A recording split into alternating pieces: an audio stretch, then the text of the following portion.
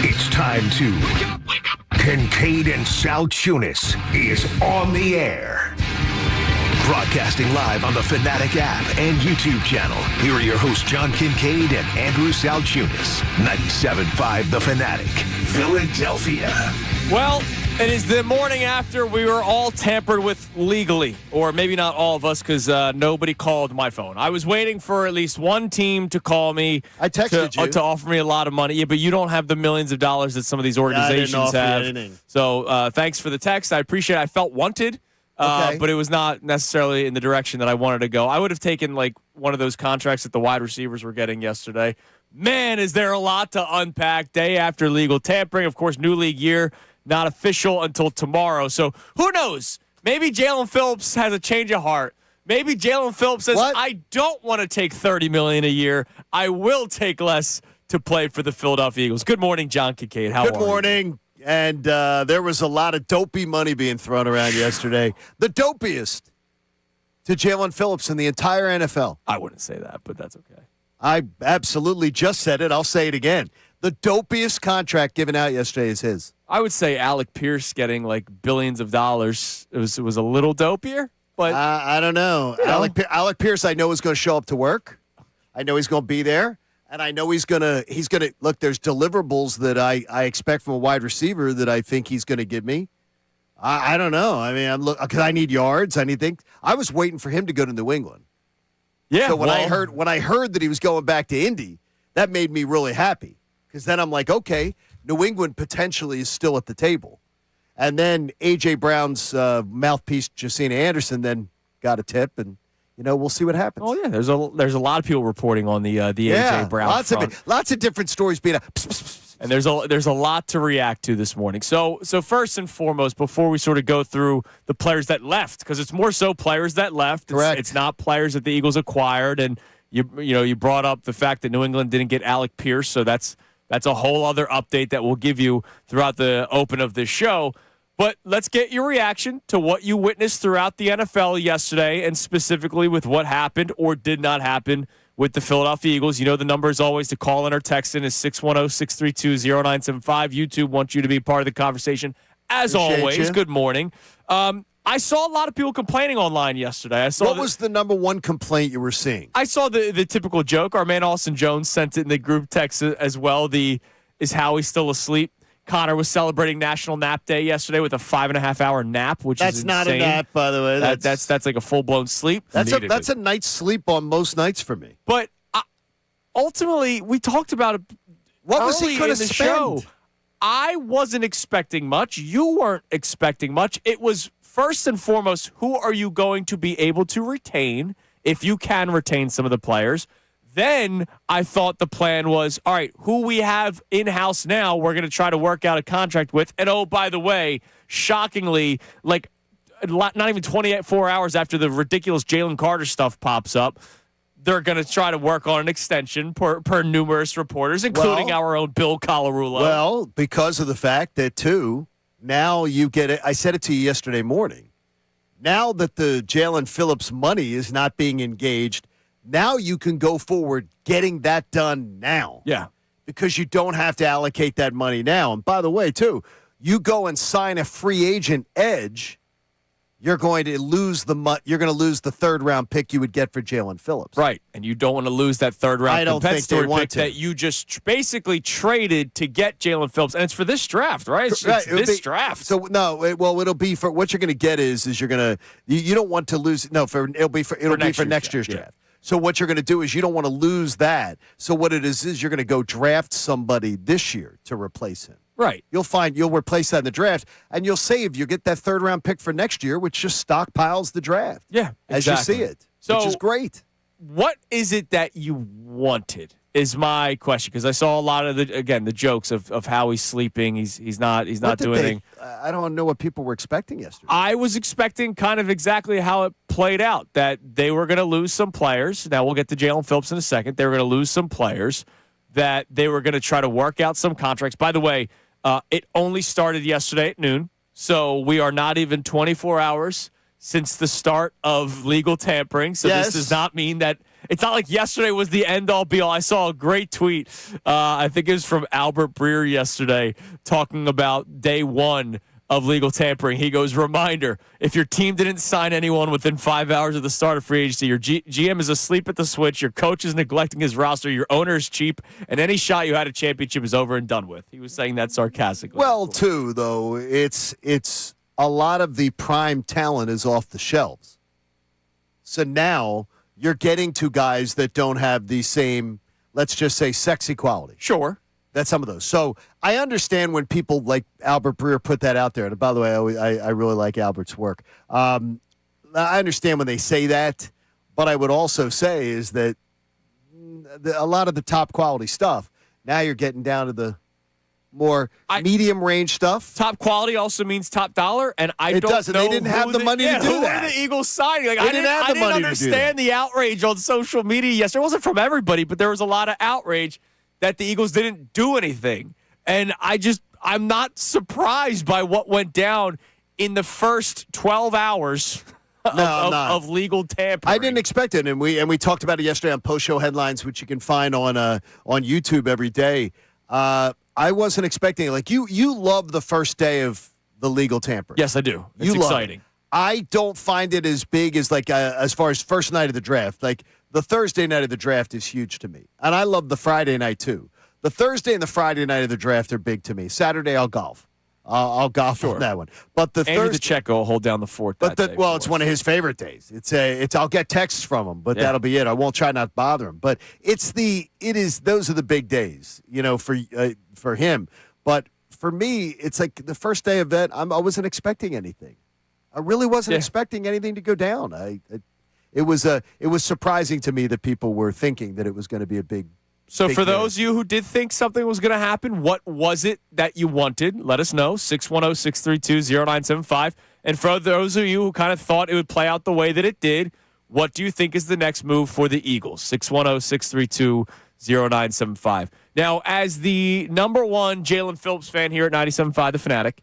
Oh, you're his boyfriend. Maybe the city it's of heated Philadelphia. You and him, heated rivalry. I'm a big Jalen Phillips fan. I'm going to miss him. But, man, I was not freaking giving him $30 million a year. My God. When I was hearing on the way home on Middays with Marks that reports were coming out in the 11 o'clock hour that they expected the Jalen Phillips money to be around $25 million.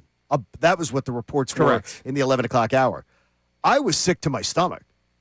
And I'm sick because at that point I'm thinking there were a lot of people that thought he was coming back. Yeah. And I was sick to my stomach saying, are you kidding me? They're going to give Jalen Phillips $25 million? And I've like I said yesterday on the show, because we talked about the Breer report, I would have done 25, but 30? I would never have done 25. I would never $30 million a year for Jalen Phillips? $30 million. So Jalen Phillips gets 30. Right? I can't believe that is more than Josh Hines Allen, who are you out is of your a stud. Like, who in their mind look at Hines Allen? Yeah. No, that guy gets sacks. Look at Jalen. They're not comparable players. More than Brian Burns, who I like a lot with the Giants. I like Brian Burns. And it's just beneath Nick Bosa, who that's more of a legacy contract. He's still a solid player. He's still a solid player. He gets hurt a lot. Well, but Max Crosby, Jalen and him get along. Max Crosby's 35 per, so he's $5 million less than a guy that's a walking double-digit sack. I was shocked at the Panthers. Now look, Panthers are a really good defense. Panthers are a team where you go, okay, they're a really good defense, and they value Jalen Phillips. I don't think you know how I feel. I think Jalen Phillips is a very solid player, but solid to the extent of what when it comes to the contract? $30 million a year, 80 of which was guaranteed.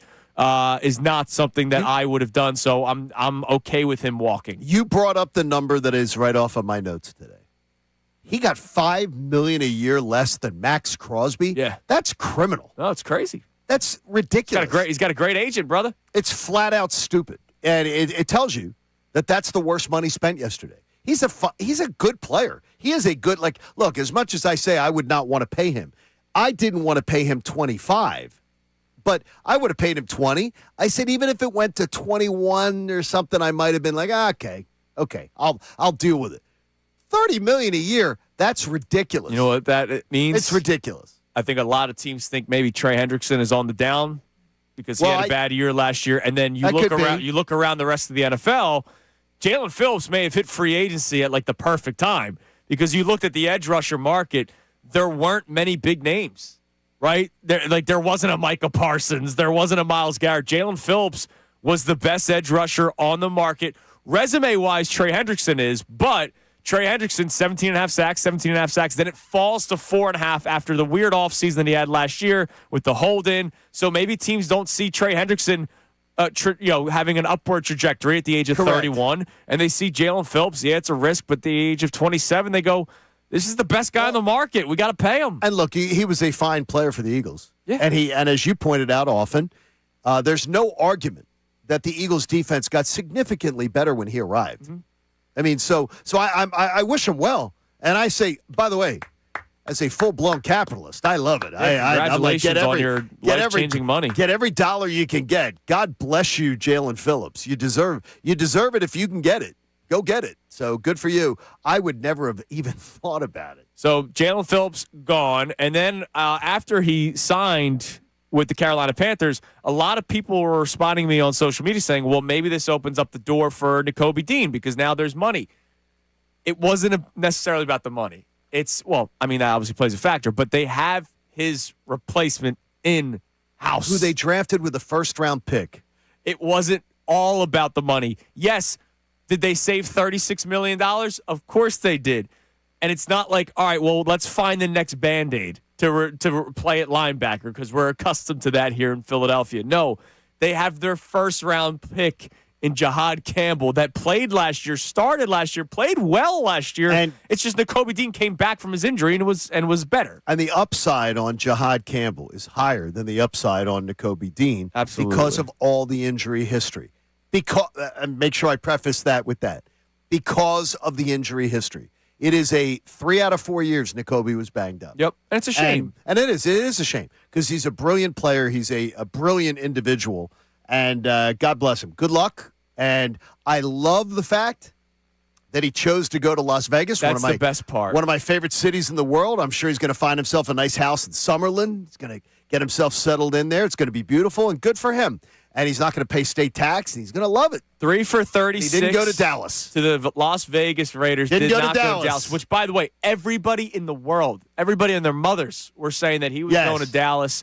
And I'm glad. And it came down to them in Dallas. Going. He did the Zoom meeting with them yesterday. Yep. And then chose Las Vegas. I like Nico Dean saying no to the Cowboys more than I think I would have liked him saying yes to the Eagles at that price. I think it's a good point. Well, they weren't.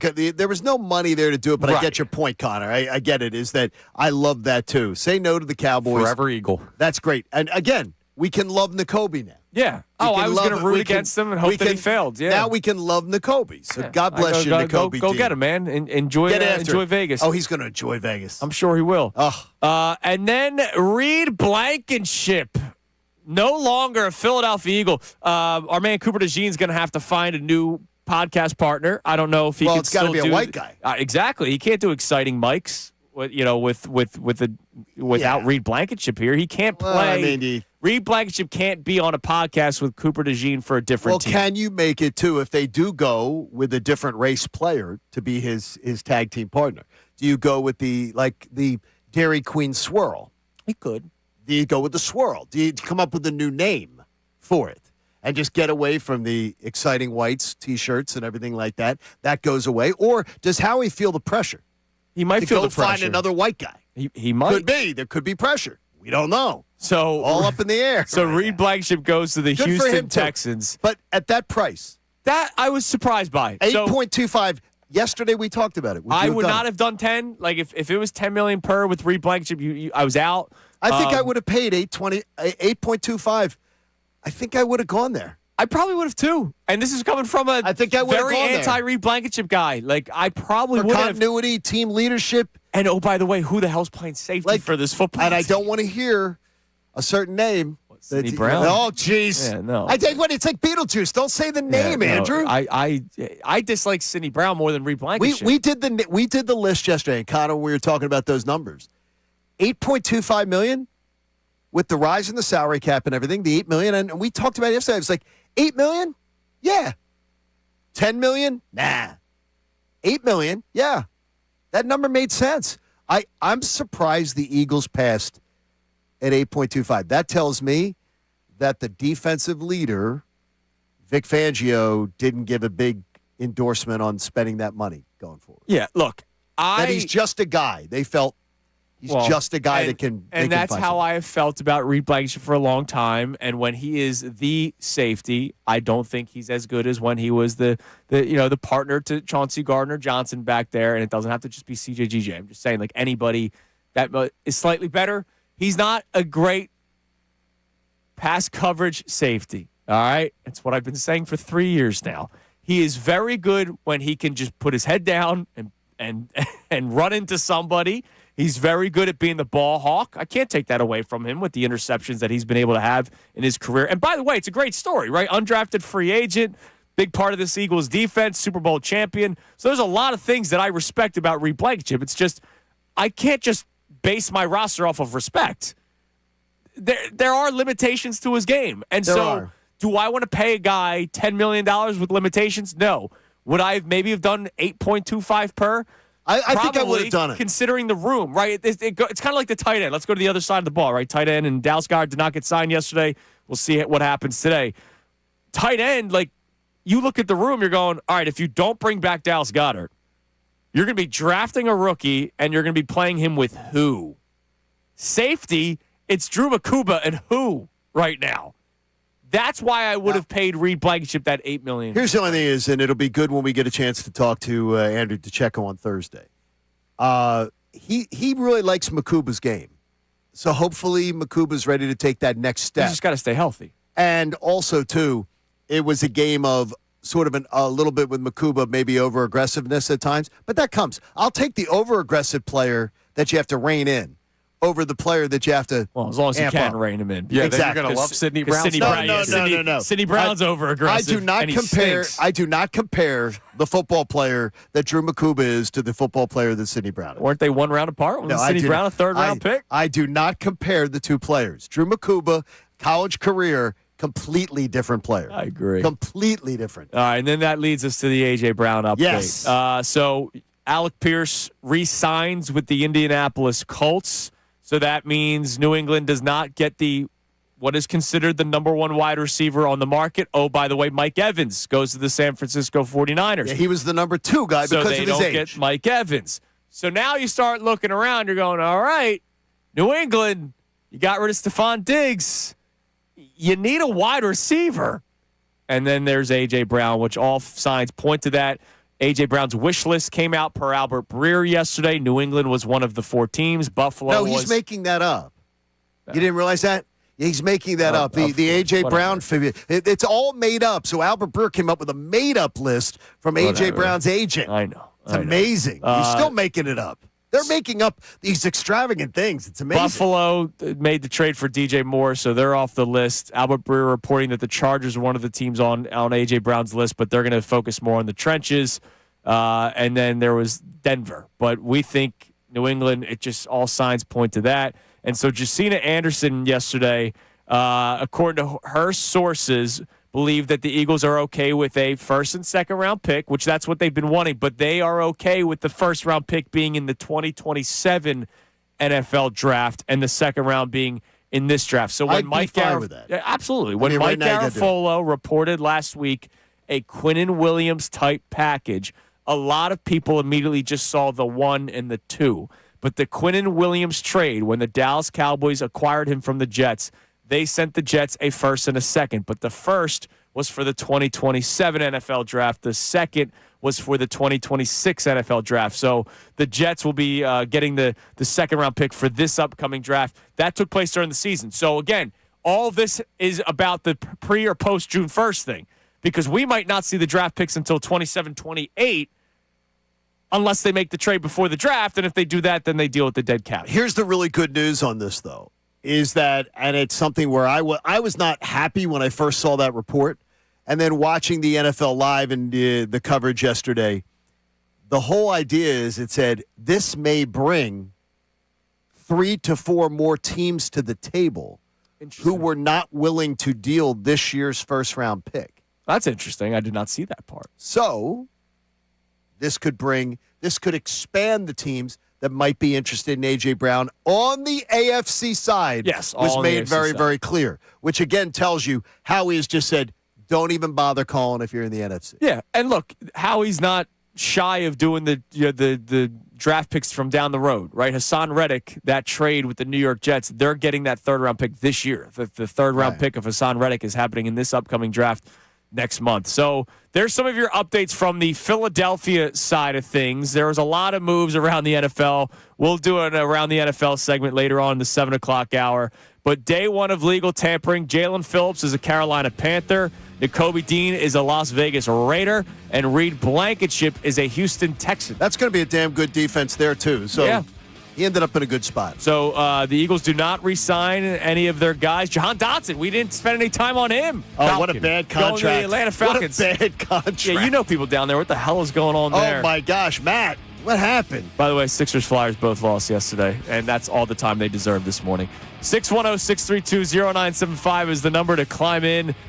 I saw people complain yesterday, Johnny. I can't believe it. What did you expect? What do you want? What's the next move for the Eagles? Let us know. Coming up next, the contracts in the NFL. They're not officially done yet, Johnny. They're not? There was a new deal in Major League Baseball, and we'll talk about the latest rich Philly here on Kincade Salciunas 97.5, The Fanatic. I want to tell you, when something feels off, do not brush it aside. Get to your primary care doctor. Get the testing done. And should a cancer diagnosis come into your life, well, I've got the answer for you, and that's the consultants in medical oncology and hematology. I took Andrew over yesterday to shake Dr. John Sprandio Jr.'s hand as he was here in studio cutting some commercials with me.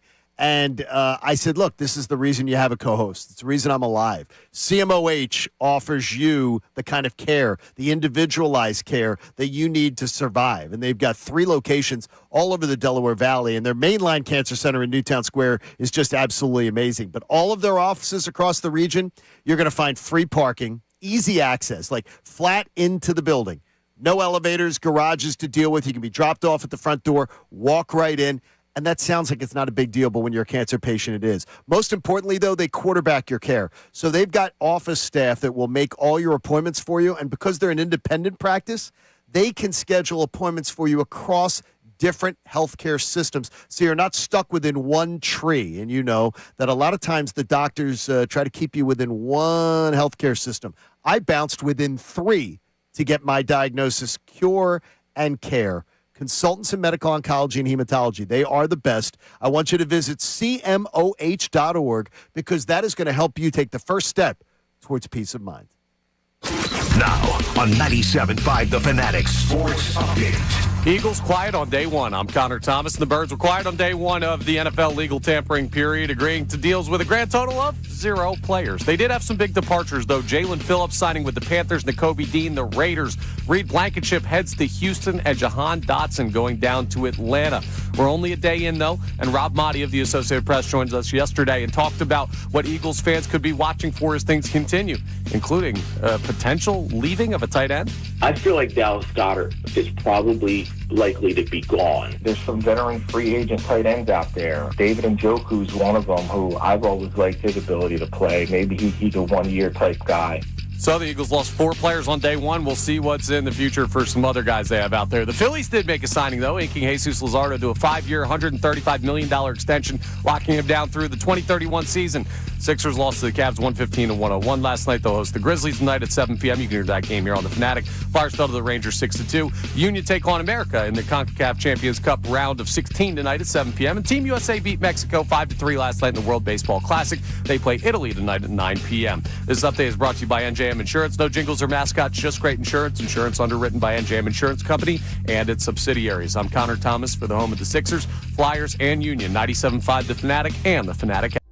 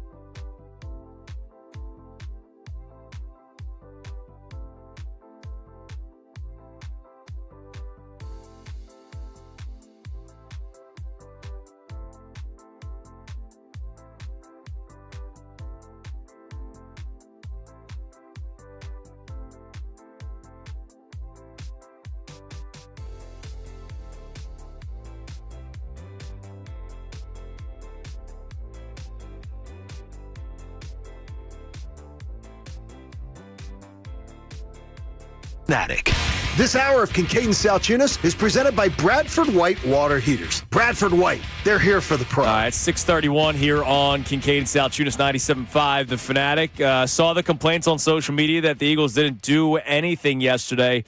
During the show, it's not like we're doing revisionist history. During the show yesterday, which was pre-legal tampering, we sort of laid out what we believed was going to happen, that the Eagles were going to try to retain some of their players. They obviously did not retain Jalen, Phillips, Nico Dean, Reed Blankenship. We're still waiting to see what happens with Dallas Goedert. Nothing happened with him yesterday. Cade Otton did return to Tampa, so that name is off the books for people that were thinking, all right, if they lose Goedert, they could get Cade Otton. And then we said after the legal tampering frenzy, it's going to be probably trying to extend somebody on this team. And what do you know? Right around 12 o'clock, right before it, Bill Colarulo's on with Middays with Marks, saying, according to his sources, that they are trying to extend Jalen Carter. It was picked up by a lot of people confirming said reports. So we talked about it on the show yesterday that that's kind of what was going to happen. Now, maybe some people didn't think that's what was going to happen, and they had these expectations and have since then been disappointed by what played out. I saw a couple of responses on YouTube, Johnny, before we get to our text line. D Flyers chimes in, quote, "We got a good club," but he's crediting it to Howie and not to Dave Dombrowski. But I think Brian's spot on. Brian Brizzo. We go through this with Howie every year. I don't know why people were expecting anything different. Patience, people. Patience. I think why people might expect something different is the year they won the Super Bowl, which was not long ago, literally 11 months ago from when they last won the Super Bowl. But if you want to go back to March of that year or of the previous year, they signed Saquon Barkley like 5 seconds into legal tampering. So maybe that's why people are caught off guard by it. But other than that, I mean, yeah, the Eagles didn't make some splashy signing right away, and I wasn't expecting them to. Neither were you. No, I wasn't expecting it because there's no money to do it. They want to re-sign their own players, so there's no money to be going and making a big splashy move. There was one thing that made me go to when I went to bed last night in the midst of the baseball game, that I fell asleep saying, "Okay, I feel good about this." The idea that they didn't lose another player, and that was Goddard. I was thinking Goddard was going off the board. I was worried about him going off the board really quick. He didn't. Market's not as hot because a bunch of tight ends went off the board. And again, Dallas Goedert's market, I think, is a lot higher here in Philadelphia than it is league-wide. Yeah, because we're in love with him. We also know what he does. And look, he's a tremendous player, and I have been saying for years he's been underutilized. Kevin Patullo was the first guy that figured out how to use him in the red zone, which is amazing considering there was nothing that I could say kindly about Kevin Patullo. That was kind. That was good. You did a good job there. It was the one thing I could say. That was nice. Daniel Miller on YouTube said they all got overpaid outside of Dean, but they have Jahad Campbell waiting to replace Dean. Exactly. I wasn't paying Jalen Phillips. I was the biggest Jalen Phillips fan. $30 million a year? No. I don't think at all that Reed Blankenship got overpaid. Not at all. He didn't get overpaid at $8.25 million a year. How about this? I think he got what his market was. Yes. And I still wasn't in need of that. But I understand why people would say I would have brought him back at that I would have brought him back at that dollar figure, absolutely. I would have to have thought about it. If you're looking at guys in that ballpark of what he's paid, he's that player. Yeah, and oh, by the way, I credit the Panthers and their defense. Houston's defense is really good, too. So if Houston values Reed Blankenship and the Panthers value Jalen Phillips, you go, all right, these guys are going to already good defenses that have good defensive minds there. So I imagine they're solid players. But I don't think those are overpayments at all. Jalen Phillips was. No, Jalen Phillips was the worst of the day. That was an overpay. It was terrible. Yeah. As heartbroken as I am, that's an overpay. Speaking of payday, how about Jesus Lazardo's payday yesterday? Are you kidding me? 5 years, $135 million. So that's going to come down to $27 million a year, which is obviously not the biggest contract in Major League Baseball, but it's a solid amount of money. And this is, to me, and we can all give our analysis here, this is, to me, a projection contract where they saw what he did last year. His stuff has always been talked about. Injuries have played a factor in his career. You think? There were years where the ERA ballooned.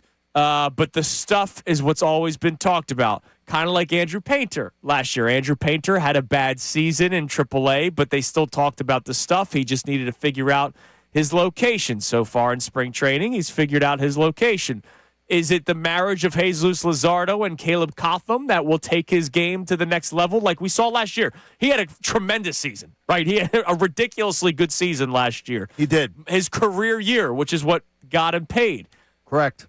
And if you let him go to free agency after this season, who knows how much more money? Obviously, there'll be more bidders.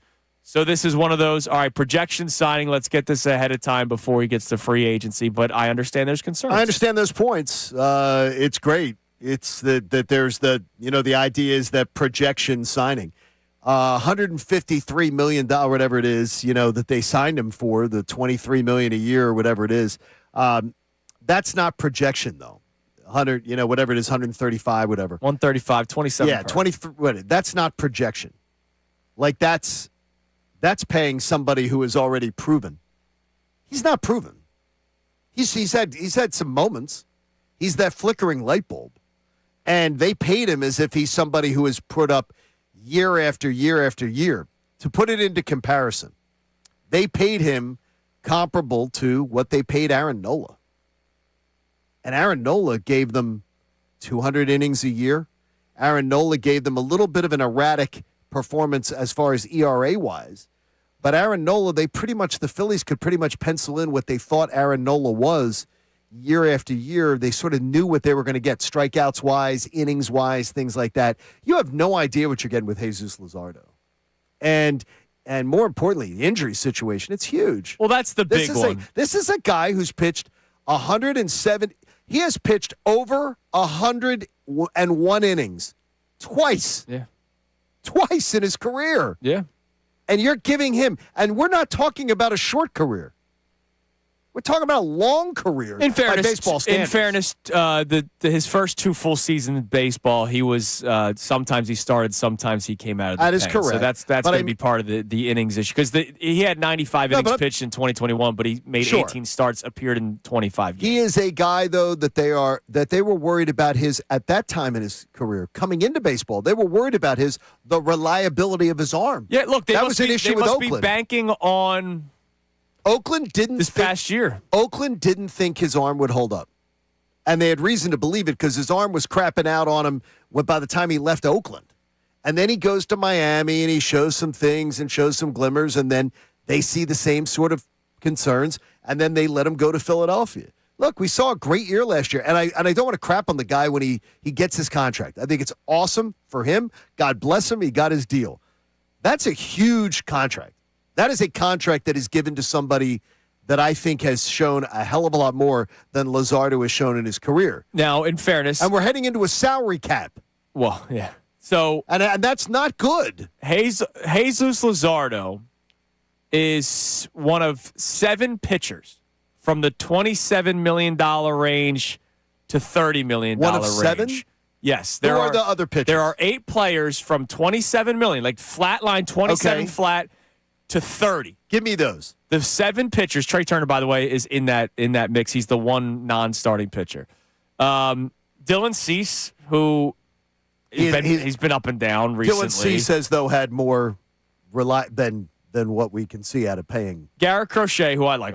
Garrett Crochet, you absolutely would pay him what he would do. Tyler Glasnow fell out of favor with the Dodgers last year. The injuries have been a problem for him. You want to talk about injuries? Tyler Glasnow has had more injuries than Jesus Lazardo, and he got more money than what Lazardo got. Max Fried, really good, got a lot of money with the New York Yankees. Much more proven. Yamamoto's a stud. Yes. And then Carlos Rodon, who stinks behind Jesus Lazardo. So, but much more proven to get that contract. He was much more proven to get that contract. That was a Yankee, let's pay a guy a lot of money contract. So you look at some of the pitchers, he's comparable to a couple of those guys. It's kind of like what we were talking about with edge rushers yesterday but none of them, with Jalen Phillips. All of them had a better resume than him.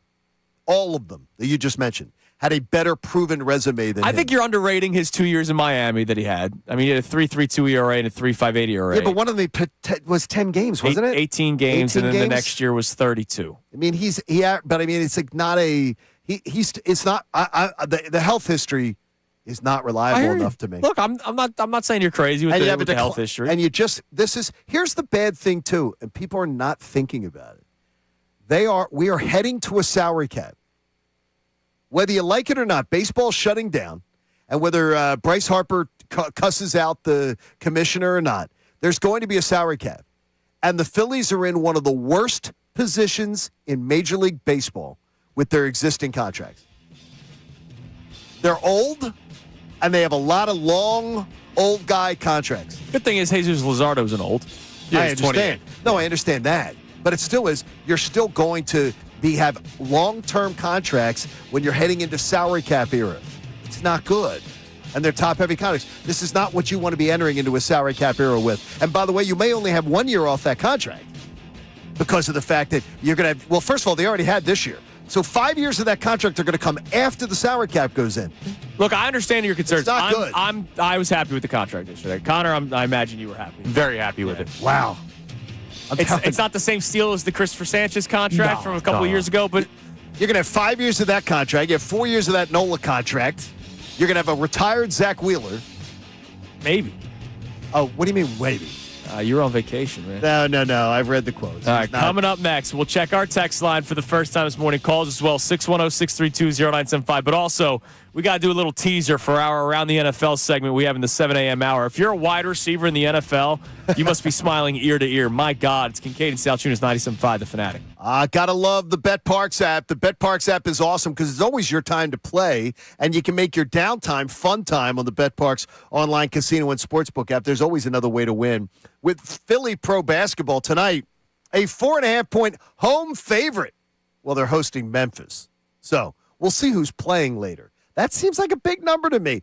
Bet more than the score, though. You can bet player performances and more right now. New casino users, you're going to get 250 bonus spins on the hot online slot game Gold Trio Leprechaun's Luck, plus up to $1,000 in bonus back in their first 24 hours when you join. Plus all your favorite casino games, plus hundreds of hot online slots.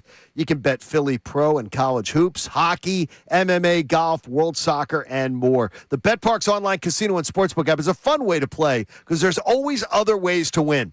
Now, look, you got to be 21. Pennsylvania, Jersey, Michigan, or Maryland. And it's for new users only. Terms and conditions apply. You want to check out the website for details. That casino bonus has got to be wagered. You are going to love the BetParks app. It's so easy to use, so easy to fund your account, and so easy to get paid when you're a winner. If you have a gambling problem, I want you to please call 1-800-GAMBLER.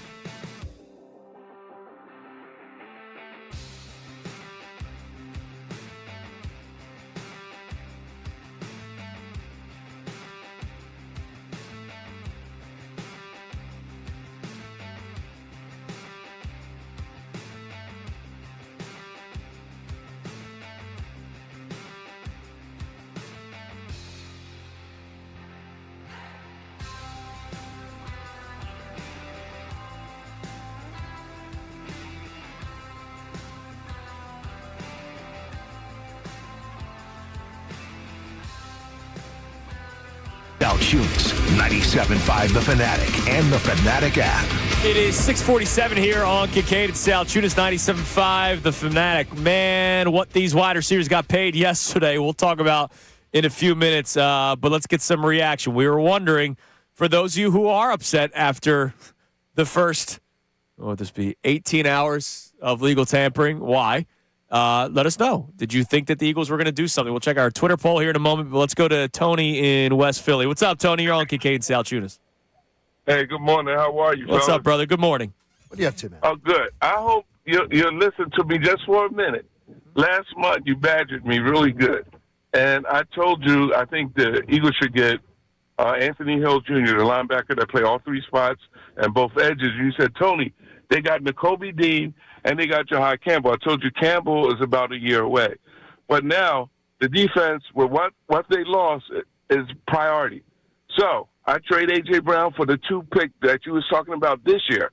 And what I would do, I would get Anthony Hill. I would then come back in round 2 and get Vincent Anthony Jr., the DN out of BYU. And then I would get A.J. Halsey, who's rated as the second best strong safety. Well, you're never – wait a second. Those are great names. By the way, you're a very bright guy.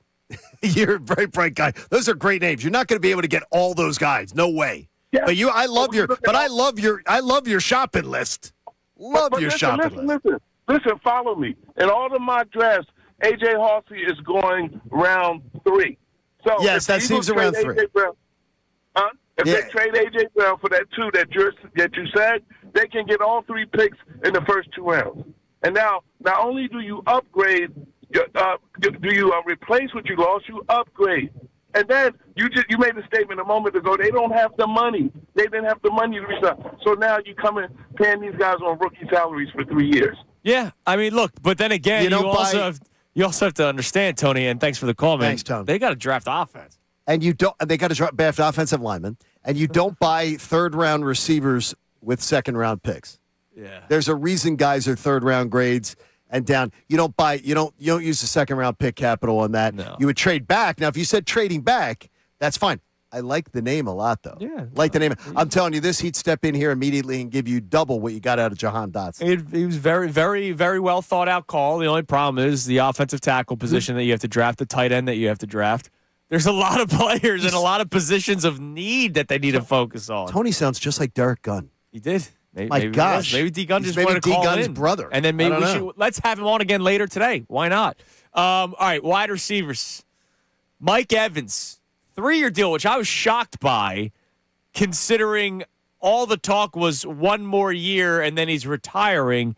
He gets a 3-year deal from the 49ers. Now it's $60.4 million, but 16 of it is guaranteed. So He didn't get a boatload of guaranteed money.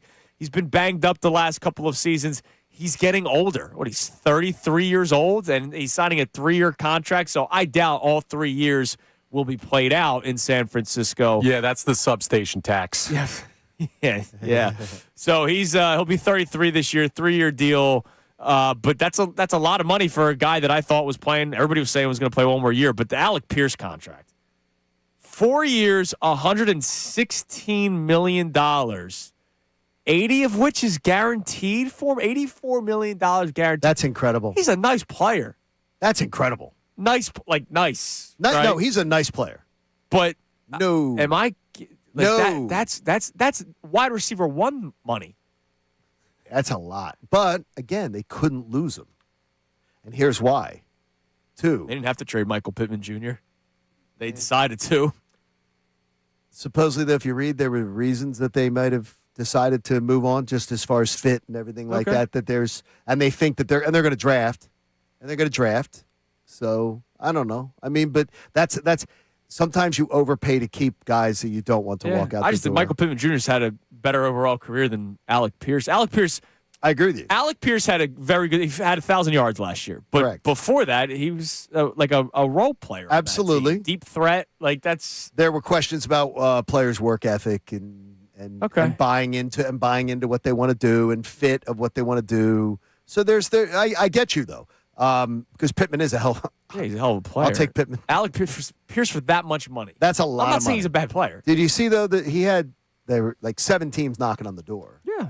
Well, because he was the number one guy. But obviously, though, there was a lot of teams that look at what he does and go, "Hey, this guy isn't just a role player." Look, I'm not a GM in the NFL yet. That day may come. I don't think so.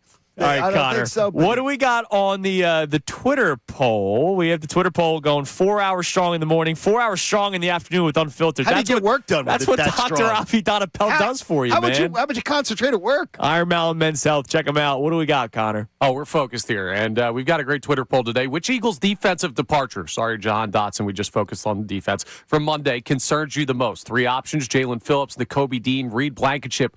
It is a tight vote to start. 36% saying Nico Dean, 33% saying Reed Blankenship, 31% saying Jalen Phillips. See, what's funny, I'm on this show, I'm the non-Reed Blankenship guy. He's the guy that would concern me the most, considering I don't know what's next. Nico Dean, I know what's next. Why? I don't know why people are concerned about losing Nico Dean when Jahad Campbell's there and he played well last year. Jalen Phillips, the cupboard's a little bare. You have 2 guys. Literally, you have 2 players. You have Nolan Smith and Jalen Son. Jahad Campbell, though, the run defense not the same with Jahad Campbell on the field. Sure. Well, that's a big thing. But Reed Blankenship to who? I don't even know who's playing. No, I get you, but it's obvious that at the money that they let Reed Blankenship walk away with, okay, they let him walk away at a really, really low number. Yeah, reasonable price. Okay, what does that tell you? They got bright defensive minds in here. Sure. So to me, they're going, we can find another Reed Blankenship. We can find that. They had already drafted last year the guy that was to replace Nico Dean. The writing was already on that right, that's wall. that's why I don't understand why that's the number one concern for people. It's close, as you said. Well, because it's close. A matter of percentage. And it is points early. Here. It is early in that. But I know that there's a starting linebacker. Right. I don't know who plays safety. We've already got over 150 votes on us, so it's a lot to get to that very close. Poll. The poll's very strong. It's a strong poll, and that's what Dr. Avi Donapel does. All right, hit us with one text message, 610-632-0975. All right, so we have a check-in here. No name on this text, but they say, I wanted Phillips back, but $30 million a year is absurd. I'm fine with both Dean and Reed leaving. Happy for all 3 guys getting paid. To replace Phillips, I'd give the Giants a call about Thibodeau. Yeah, he's been on the block for like the last year and a half. He's a stud, but he's also a problem. Yeah. He's a problem. Yeah. And they're not gonna the Giants. Why would the Giants do that? Like, why would the Giants want to help the Eagles? Free up money. But why do they help the Eagles? Oh, yeah, no, they're not going to do that, yeah. Yeah, I mean, same thing. You're not going to want to help somebody in the division. They're trying to catch the Eagles. They're not trying to help the Eagles. That would help the Eagles. I think he'd help the Eagles big time. Yeah. All right, coming up next, moves around the NFL that may have caught your eye. We'll go through those. Could they have made the Eagles better? Or were you realistic and realized that they didn't have the money to do that? So we'll go through the frenzy that was legal tampering day. Also, we'll tell you how you can win a spot in Knockout this morning. Ooh. It's Kincade Salciunas, 97.5 The Fanatic. Now on 97.5 The Fanatic Sports Update. 3 defensive starters out the door. I'm Connor Thomas, and the Eagles were quiet on day 1 of NFL legal tampering, agreeing to deals with no players, but they did have some big departures. Jalen Phillips, Nico Dean, Reed Blankenship, all out the door on the defensive side of the ball. They went to the Panthers, Raiders, and Texans, respectively. Jahan Dotson also signed with the Falcons. We're only a day in, though, and Rob Motti of the AP joined us yesterday, talked about some other things the Eagles fans could be focusing on. Howie's always good for something. Maybe that comes in the form of a veteran backup quarterback. I don't know that it would happen this week. That could be something that happens that you go, all right, that's pretty interesting. We're just getting rolling in the NFL legal tampering period, so we'll keep you updated. The Phillies did make a signing yesterday. Jesus Lazardo signed to a 5-year, $135 million extension. He's locked down through 2031. Sixers lost to the Cavs 115-101 last night. They'll host the Grizzlies tonight at 7. You can hear that game here on the Fanatic. Flyers lost to the Rangers 6-2. They're off tonight. Union take on America in the CONCACAF Champions Cup round of 16 tonight at 7 p.m. And Team USA took down Mexico 5-3 last night in the World Baseball Classic. They'll play Italy tonight at 9 p.m. Amy Fidel joins us from the 8 o'clock hour to the end of the show. Zack Berman at 8:30. Scott Lawberg, 9:05. This update's brought to you by Staples. From posters and presentations to labels and loyalty cards, Staples has all the print to boost your brand. Shop now in store, or you can shop online. Staples, that was easy. I'm Connor Thomas for the home of the Sixers, Flyers, and Union. 97.5 The Fanatic and The Fanatic.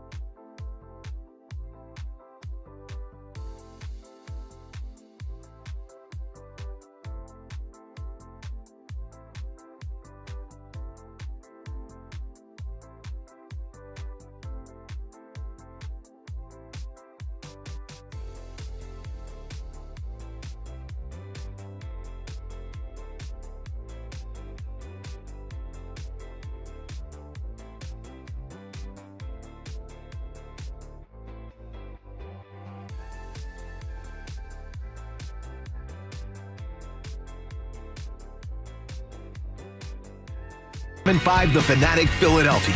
More of Kincade and Salciunas coming your way now. It is 7 a.m. here on Kincade Salciunas 97.5 The Fanatic on this Tuesday morning, day after the legal tampering period began. 12 o'clock yesterday. There was the immediate frenzy.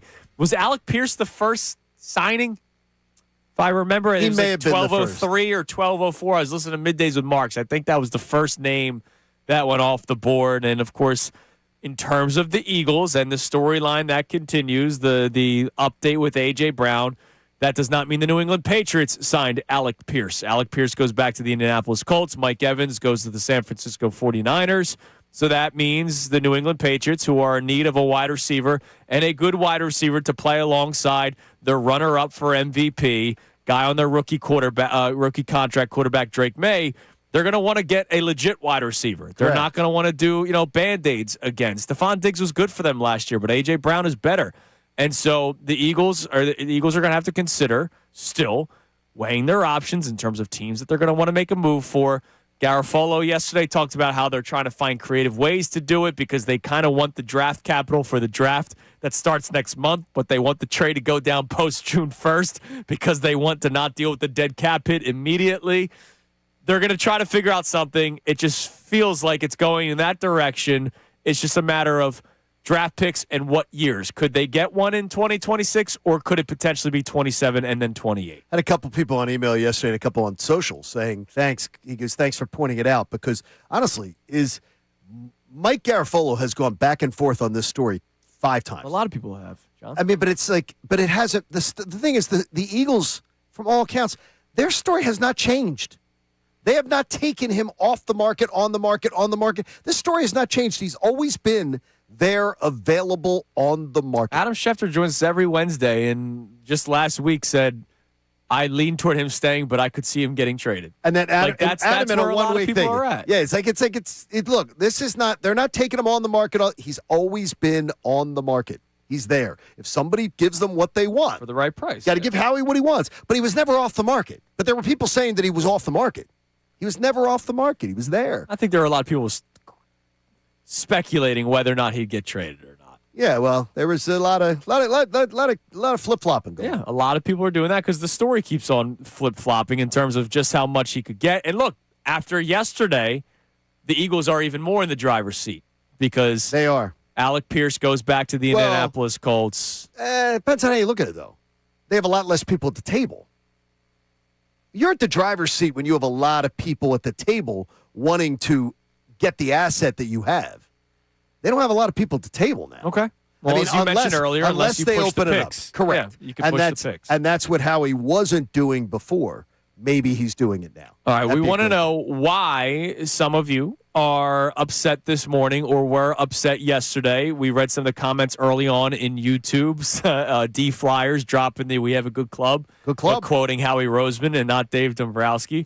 That's good work on his. It is good work on his part. Look, so the Eagles did not bring back Jalen Phillips. He gets $30 a year, 4 years, $120 million. Even I wouldn't have done that. Carolina Panthers. And you love him. I love him. Nico Dean goes to the Raiders. Reed Blankenship goes to the Texans. Dallas Goedert is still out there, so that could be a good sign for the Eagles moving forward. We'll go around some of the other news around the NFL with players that exited their teams and went to other teams around the league, and we'll talk about whether or not they impact the Eagles. But what do we got on the text line? Because it seemed like the timeline was upset yesterday. I wonder, now that we've slept on it, are people feeling any better? Or are they feeling worse? What do we got on the text line? All right, so this texter checks in on that Twitter poll that we had in the last segment, talking about Nico Dean being the one people are most concerned about losing. They say, I think the fan base just really likes Nico Dean, plus with all the Georgia Bulldogs and him being the leader of that defense, that probably has some people worried about the dynamic. Jordan Davis is the leader of the defense. I think they're talking about down in Georgia. He was. Yeah, exactly. But Jordan Davis is the leader of the defense here, so that's one thing. Because the one thing is you can't lead from the hot tub. Can't lead from the trainer's room. And he spent the majority of his Eagles career, and I'm not trying to knock him, but that's where the majority of his Eagles career was spent, rehabbing. And I think that's why he's going to be in Vegas, and hopefully he's going to have good health, and it's going to work out. It's sad, though. It's sad because there was a lot of potential there. But I think look, we all knew this was happening when they drafted Jahad Campbell. They were not going to draft Jahad Campbell, pay Zach Baun, and then go and spend a lot of money on Nico Dean. They just couldn't do it. Right. That would have been reckless. MBD chimes in on YouTube. You lost several starters, which isn't ideal, but it was mostly expected. And that's like you're right. And look, there's gonna be the Eagles are gonna look different next year, right? We've already lost starting edge rusher because Jalen Phillips ended up being the starter when he came here, and he started over Nolan Smith. Nolan Smith eventually was the rotational guy. So you lost your starting edge rusher. You lost the starting linebacker. You lost the starting safety. They're most likely going to trade A.J. Brown, even though I still see on our YouTube chat that's not happening. You're most likely going to have A.J. Brown out. That's 4 starters. You want to rank them who's the most key? Obviously, I would imagine A.J. Brown is the most key of the 4 in everybody's mind, but that's 4 starters. You don't know who's going to be your second starting corner yet, right? Adoree Jackson could come back. He may not come back. That's 5 starters that might look different. He scored out really well after the first month. Yeah, he really did. He really did. I mean, I would have no problem with him coming back, but a lesser role. You know, if there's a lesser role for him. Well, what's the lesser role? Well, I just starting? No, yeah. As one of the guys. They rotate so many guys in. I got no problem with it. I mean, but it's just, and it's obvious that Vic found a way to get good use out of him. Yeah. But I don't know what's the market going to be for Adoree Jackson out there. Yeah, great question. We're going to find out. Yeah, we'll find out. And then we'll still wait and see what Dallas Goedert does. If Goddard signs somewhere else, that's 6 new starters out of 22. And which, by the way, is not crazy in the NFL. No. But it is just sort of for a young team, it is a little crazy. But this is what happens when you draft a lot of good players. Money-wise, you can't pay them I all. heard Middays with Mark's joking around saying, you know what? Legal tampering stinks here in Philadelphia this year. Maybe Howie needs to start drafting some duds again so that they can go out there and be splashy free agent signings.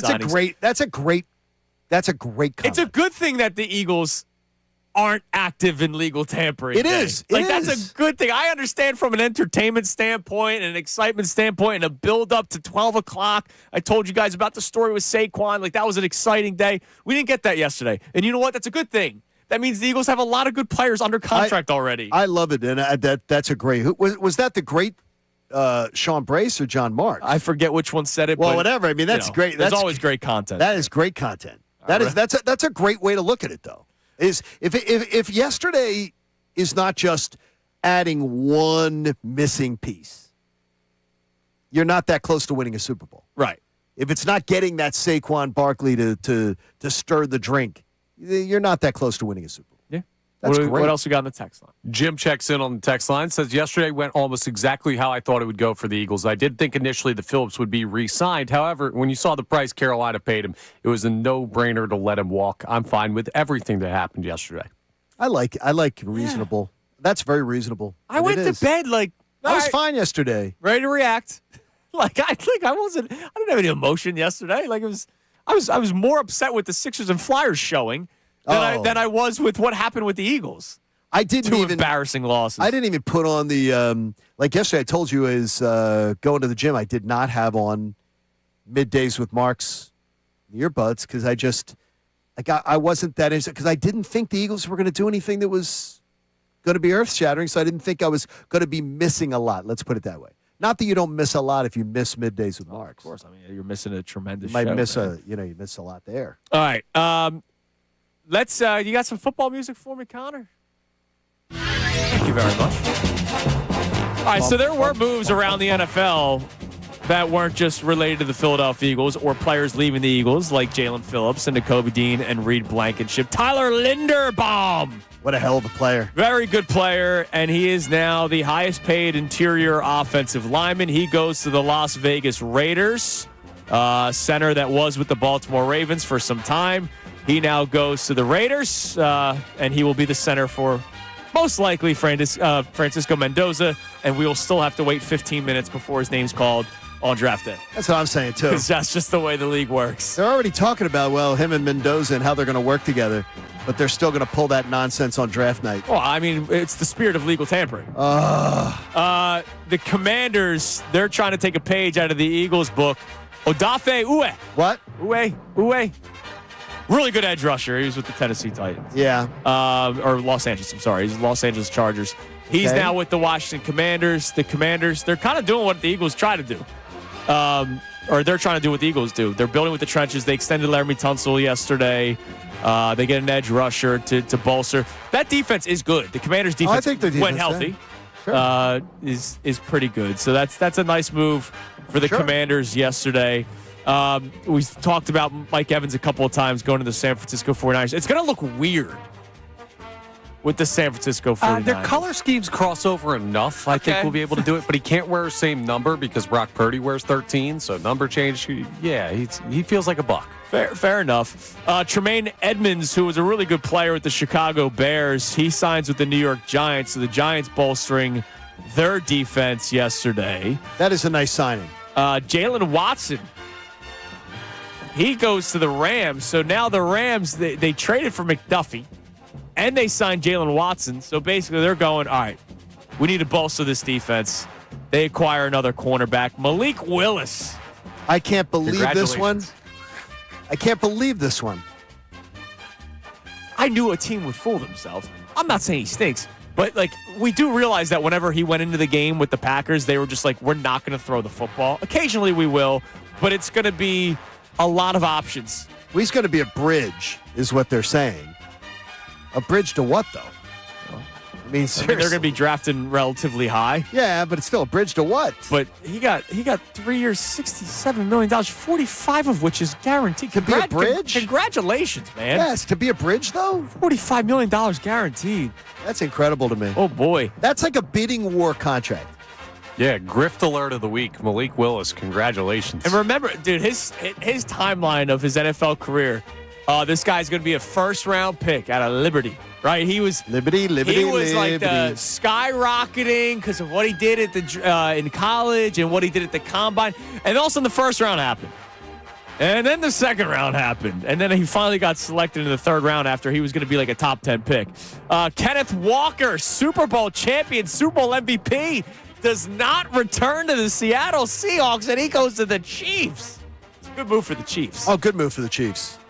I'm surprised. I'm surprised, too. Well, I'm not surprised that he left because that sort of was being telegraphed over the week. Yeah, because I guess leading in. They split the role, him and Charbonnet. Right. He's not going to be the guy. And they're not going to pay, and they felt that they could get – I thought it's a little arrogant. They think that they can just go and get another one. The Eagles feel that way, though, as far as they always thought they could plug in guys.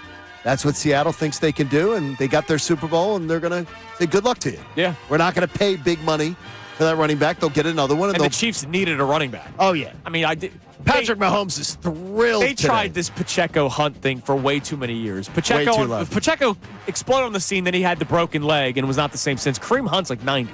Yes. And like it's 3rd and 1, just fall forward, dude. That's basically what they did. Giants also signed Isaiah Likely, who really good player before his injury in Baltimore. What do you think of that? Do you like him? Yeah, I like it. So do I. If the Eagles did not sign Dallas Goedert, I was interested in Isaiah Likely as well. I would have been fine with it. Likely really good tenure with the Baltimore Ravens. Remember, he's overshadowed by Mark Andrews. Absolutely. And so he's now the tight end I think that, in New York. Andrews the better tight end. But to me, I'll take Likely. I would have taken him if Dallas Goedert left. It's a revisit with Harbaugh. Sure, absolutely. He and Harbaugh were in Baltimore together. It's a jobs program for all the Harbaugh guys. I don't think that's going to work, by the way. Last week on the beach chair, something tells me it's going to be it's not going to work for Harbaugh in New York.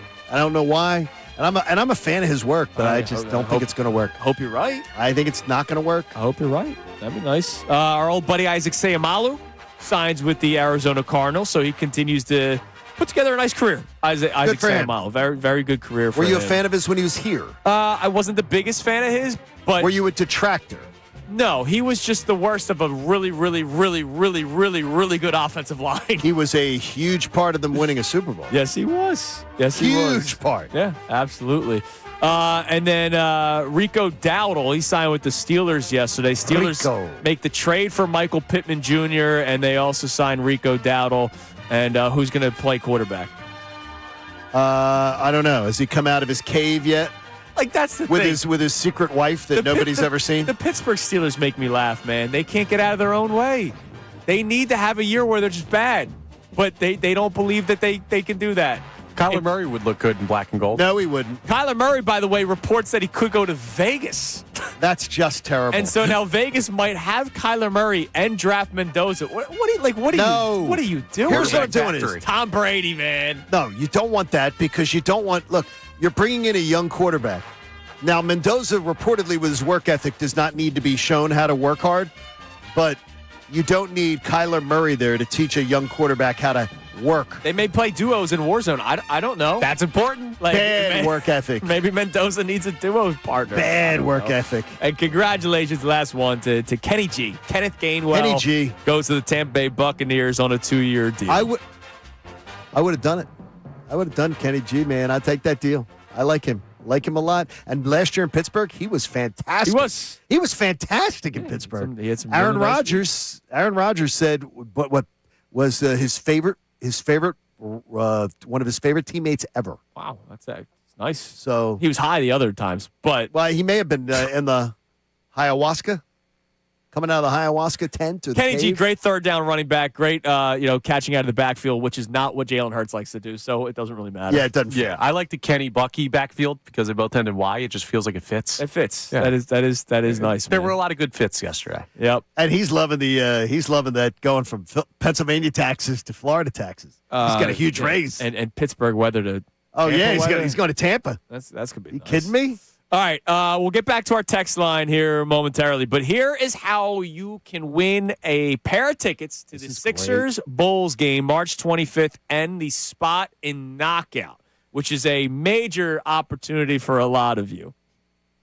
Okay. Despite what It's a great opportunity. other people might think. I had a phone call yesterday with Kevin Kincade after the show, and I said I just want to make sure that he caught our little exchange yesterday, so we had a little exchange on Crossing Broad about it.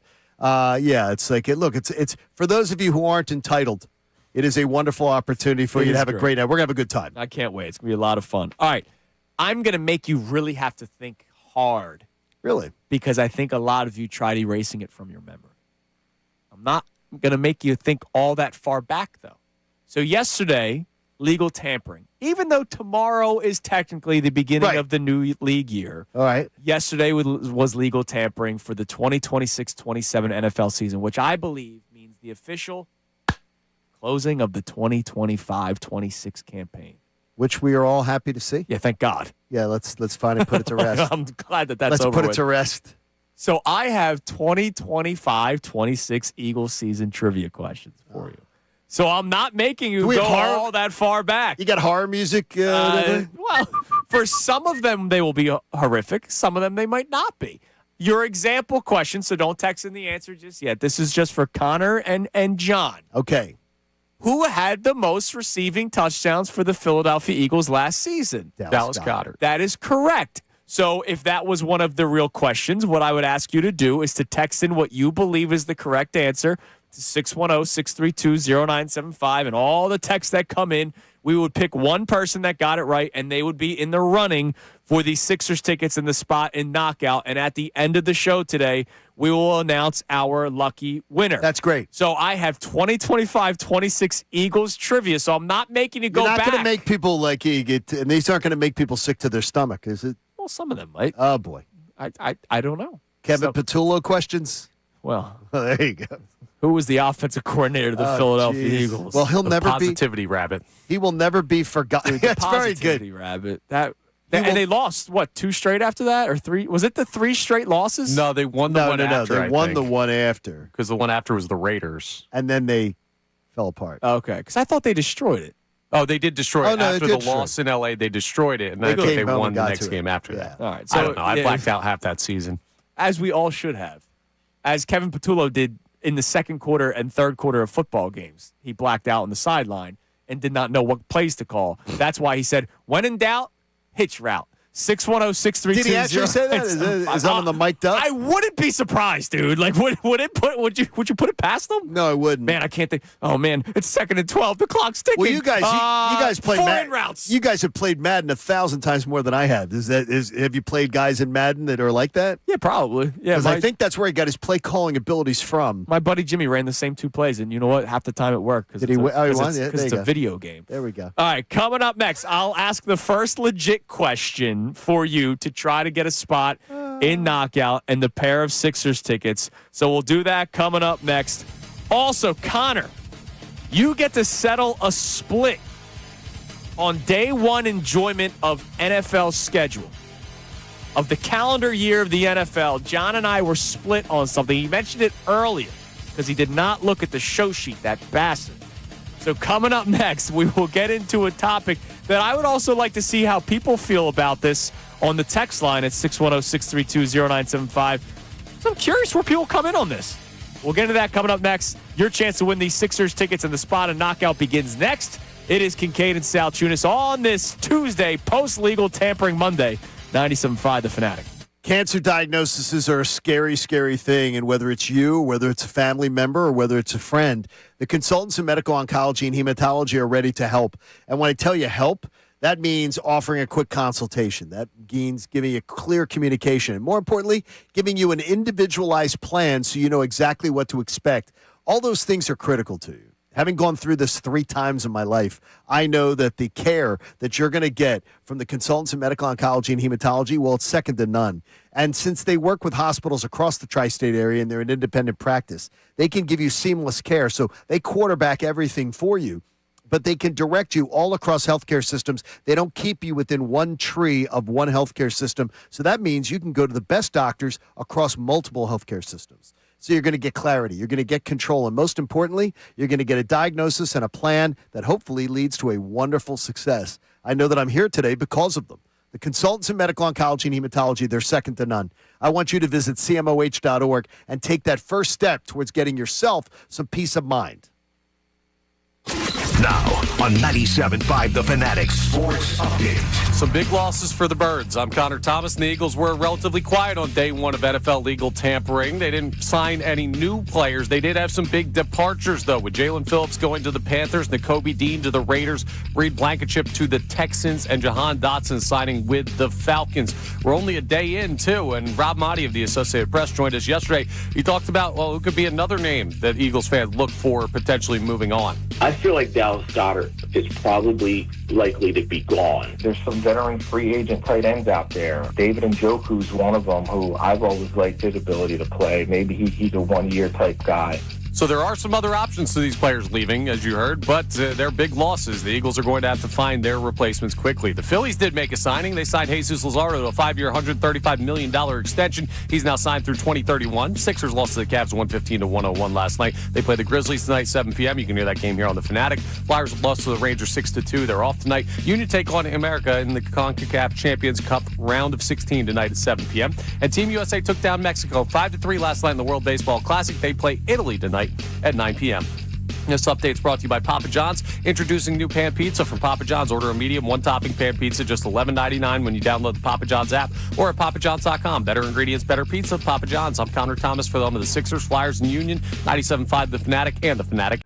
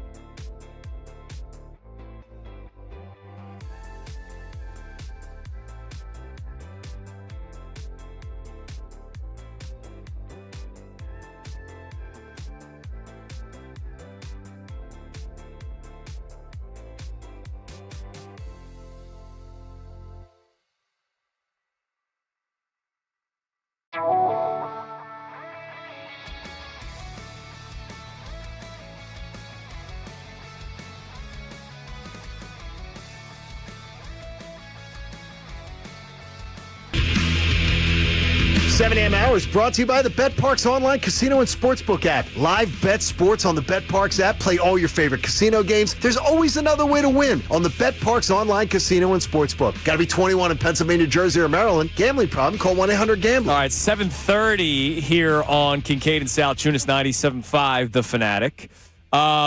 Johnny, you were out last week. You were on vacation. Connor, you were here for the marathon story, correct? Yeah, the car went the wrong way. All right, so did you see what happened in the Atlanta half marathon? I did not. I knew many people that used to run that. Half marathon, and there were 3 women in the lead, and they were going to hit the mark time so that they could qualify for the national competition. Correct. Okay. The car that they follow went the wrong way. Oh, no. No. And so whoever was in 4th place was far enough behind that she just kept following the trail. She wins. The other 3 were disqualified because they exited the race.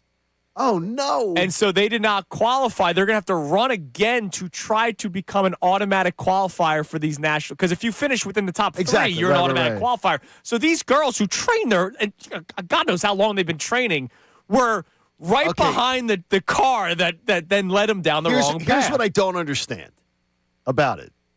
I know the half marathon. I know the Peachtree race. I know everything. How did they get off the path? Car just went the wrong way. No, you know the path of the race. No, not if you're locked in following the car. If you're in front, you're not following any human. You're Yeah, but you have studied that. You have studied that, and most of the people who run those races, they'll actually run the paths, because you see the people preparing for these races. Sure. They'll run them. Well, they maybe at that point when you're gasping for air. I don't know. Considering I'm not running a half marathon at the front. I ran it. I can promise you. I'm thinking about my breathing, and I'm not thinking about anything else. Wow. Now, the reason why I bring that up, did you see what happened in the Los Angeles marathon? Yes. I was pissed with this story. There's a couple of stories. One. This is incredible.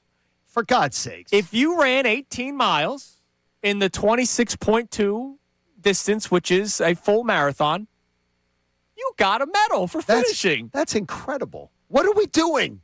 What are we doing? You finish 18 miles. Oh, you made it. You made it some of the way. Here is a medal saying that you completed said marathon. No, you didn't. This is my kind of marathon. Again, I ran the Philly half marathon a couple of years ago. I would not have been able to run another half mile. Like, I was done. So was that bad? For me, I'm not one of these trained athletes. But you did train for it, though. I trained for it. But you say another half mile, you could not have made it. No, my legs were rubber. Having to meet my wife where she couldn't find a parking spot because of how busy Philly is was the worst walk of my life, right? Trying to find her car. The fact that you get a medal for running 18 miles when there's still another 8.2 remaining. What was the reasoning for giving somebody a medal for running 18? I don't know. Well, it's L.A. I honestly, I don't know. I didn't read it. I was pissed just by the headline that I didn't want to read it. What a bunch of dopes. But did you see what happened in terms of the 2 people that were in first and second place to win said marathon? Were they following a wrong car or what? Guy went off the path. No. Twice in a week. Now, here's the problem. I don't know where he was from, the guy that was originally in the lead. From Kenya. Sorry, he was from Kenya. Okay. A woman had the flag, the Kenyan flag, and ran on, and he was going to follow her. She followed the car. He then also followed the car and her. It gave enough time for the guy behind him to sprint, and the guy behind him ended up surpassing him and won by 0.01 seconds. Good for him. Because of the car. That's 2 cars in a week that messed up runners. What is wrong with these cars? Okay, any of the betting apps involved with these? That's a great question. Because that sounds really... That is a call she bet. That sounds shady. Absolutely. I mean, that sounds shady. I got to tell you. 2 cars in a span of a week going off the track. No, it's almost as shady as, I ran an 18. What kind of a loser? Like, you're giving a medal for running 18 of a 26, what's it, 26.2, right? What is it? Yeah, 26.2. Yeah, you can't give a medal for running 18 miles. That's stupid. Oh, my gosh. All right, Connor, you're going to settle a debate here, but our first 2025 Eagles trivia question. All right, I'm not making you go all that far back. 2025 Eagles trivia question. Who had the most rushing touchdowns for the Philadelphia Eagles in the 2025-26 season. If you believe you have the correct answer, text it in 610-632-0975. The most and I'm rushing not eligible, touchdowns. right? No, but you guys will take a guess when we return in the next segment. Most rushing touchdowns for the Eagles in 2025-26 season, 610-632-0975. Somebody that gets it right will be in the running for the Sixers tickets and the spot in Knockout. Yesterday on Post-Show Headlines, Connor, we do this every single day, Johnny and I, and thank you for filling in two of the days last week, Thank you, Connor. Yeah, no problem. Check it out, 97.5 The Fanatic, the YouTube page. Go to Post-Show Headlines, and we're there. And one of our quick little debates, because we do 5 random topics sometimes that we don't even talk about in the air, but sometimes we want to carry them over. Which day? It got very debated on the yesterday. We had a bunch of them. We did. Which day are you more locked into? Day 1 of NFL draft or day 1 of the legal tampering period? Legal tampering, not even close. You and me are on the same page. Wow. I can't get over John it. was shocked. I'm shocked because yesterday, there was no reason to be locked in yesterday. But the first round of the draft, every reason to be locked. 12 o'clock, baby. There are I years was sitting down ready to go. when you suck and you're trying to rebuild your roster, there's every reason to be locked in all day on when your team has cap space and your team sucks and they're looking to rebuild. That's different. But when there was no reason yesterday for Eagle fans to be on the edge of their seat thinking something was going to happen. None. Yeah, but I don't look at it just Eagles. I look at it as the league. As you watch the draft for the league, you're not just watching for the Eagles. The thing is, though, you're watching with the draft. You're watching to see how every chip falls to then see who's going to be there for the Eagles. You could do chips falling in the legal tampering, too. If a player that you wanted, look, Jalen Phillips, that's a chip. Jalen Phillips, I think every reporter in the world, 11:59 will say, yep, Jalen Phillips to the Eagles is going to happen. Then he goes to the Panthers. Now you have to figure out what you do next if you're the Eagles. And it all starts legal tampering. Your draft plans could be based off of the legal tampering and the free agency period. Yeah. I also think in this city, don't forget, you spent your 20 years in SEC country. In this city, this is a NFL city more than college football. And so a lot of people know the NFL players more so than the prospects going into the NFL draft. I would tell you draft night is going to totally blow away listenership, viewership, everything like that. People are much more locked in on draft. I don't care what other people. I'm asking. No, what I'm saying is I think that's going to be the overwhelming thing because people are draft. That's the night that people lock in, though, is draft night. Because that's the night that you have to watch everything unfold that night to figure out what's going to happen with your team. This one, especially this year, there was no reason to think yesterday was going to be eventful. Yesterday wasn't eventful. Connor? Yeah, I thought you napped because you had your 5.5 hour nap. What did you think was eventful? Jalen Phillips getting a monster contract. Reed Blankenship leaving at that number or something I didn't expect. A somehow legal tampered contract with money, dollars, cents, guaranteed money was already figured out at 12:01. Oh well, yeah. I mean, that happens every year, though. I mean, we all expect players get drafted every year. But we laugh about that. But as far as the eventfulness of it, Reed Blankenship, we were all like, we didn't expect him to come back, and we said, but if it was $8 million, we said that would have been cool. Yeah, you're focusing on just the Eagles part. I'm saying just the day itself. Well, I think this city tends to. We don't tend to talk about the Carolina Panthers in this town. We don't tend to talk about the Green Bay Packers in this town. We tend to talk. This city is as provincial as it gets in any sports city in America. I'm answering for myself. No, I get you. You are answering for yourself. No, I get you, though. But I said, is this what locked in? But you're saying as far as what is. I'm an Eagles fan.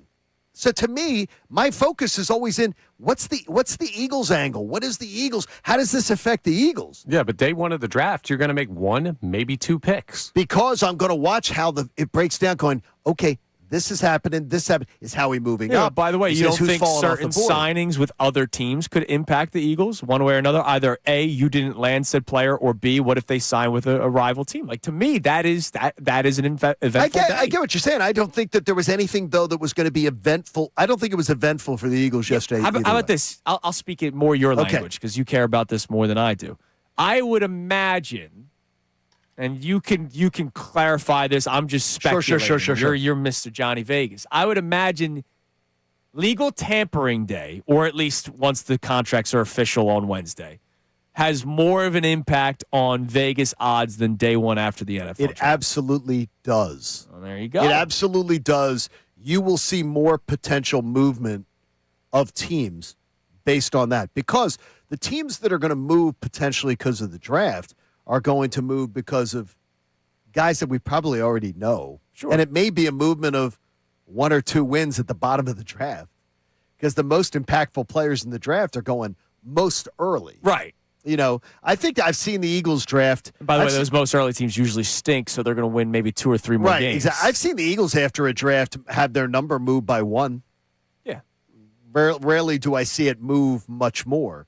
But what you tend to see is you go, a team can go from being, if there's 2 teams that are fairly even in the division, you see one where they maybe get a little bit of an edge. But absolutely, Vegas moves much more on yesterday. So that's why eventful day, impactful day. So I'm curious, Connor, you broke our tie of day 1 draft versus day 1 legal tampering. Which day, excites you more? You lock in more buzz about for your personal feelings, right? We're not talking about what the national ratings are. What you personally enjoy more, day 1 legal tampering, day 1 NFL draft. It's another conversation that you can be a part of. 610-632-0975. YouTube, why don't you answer that question for me? If you can, I would appreciate that. I'll do a quick tally during the commercial break, because coming up next, we have today's headlines with Connor Thomas. We'll check our text line. We also have to get our first qualifier for the knockout.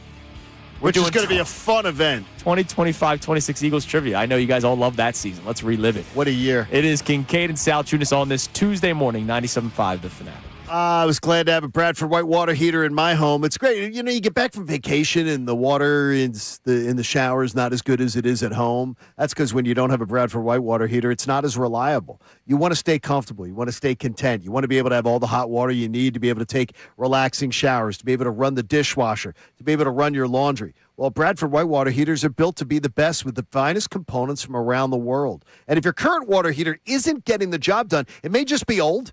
May just be outdated, so you can ask your plumbing professional about how you can get a Bradford white water heater. Now, you're not going to go to a big box store and get one off the shelf and take it home and just replace the one that you got.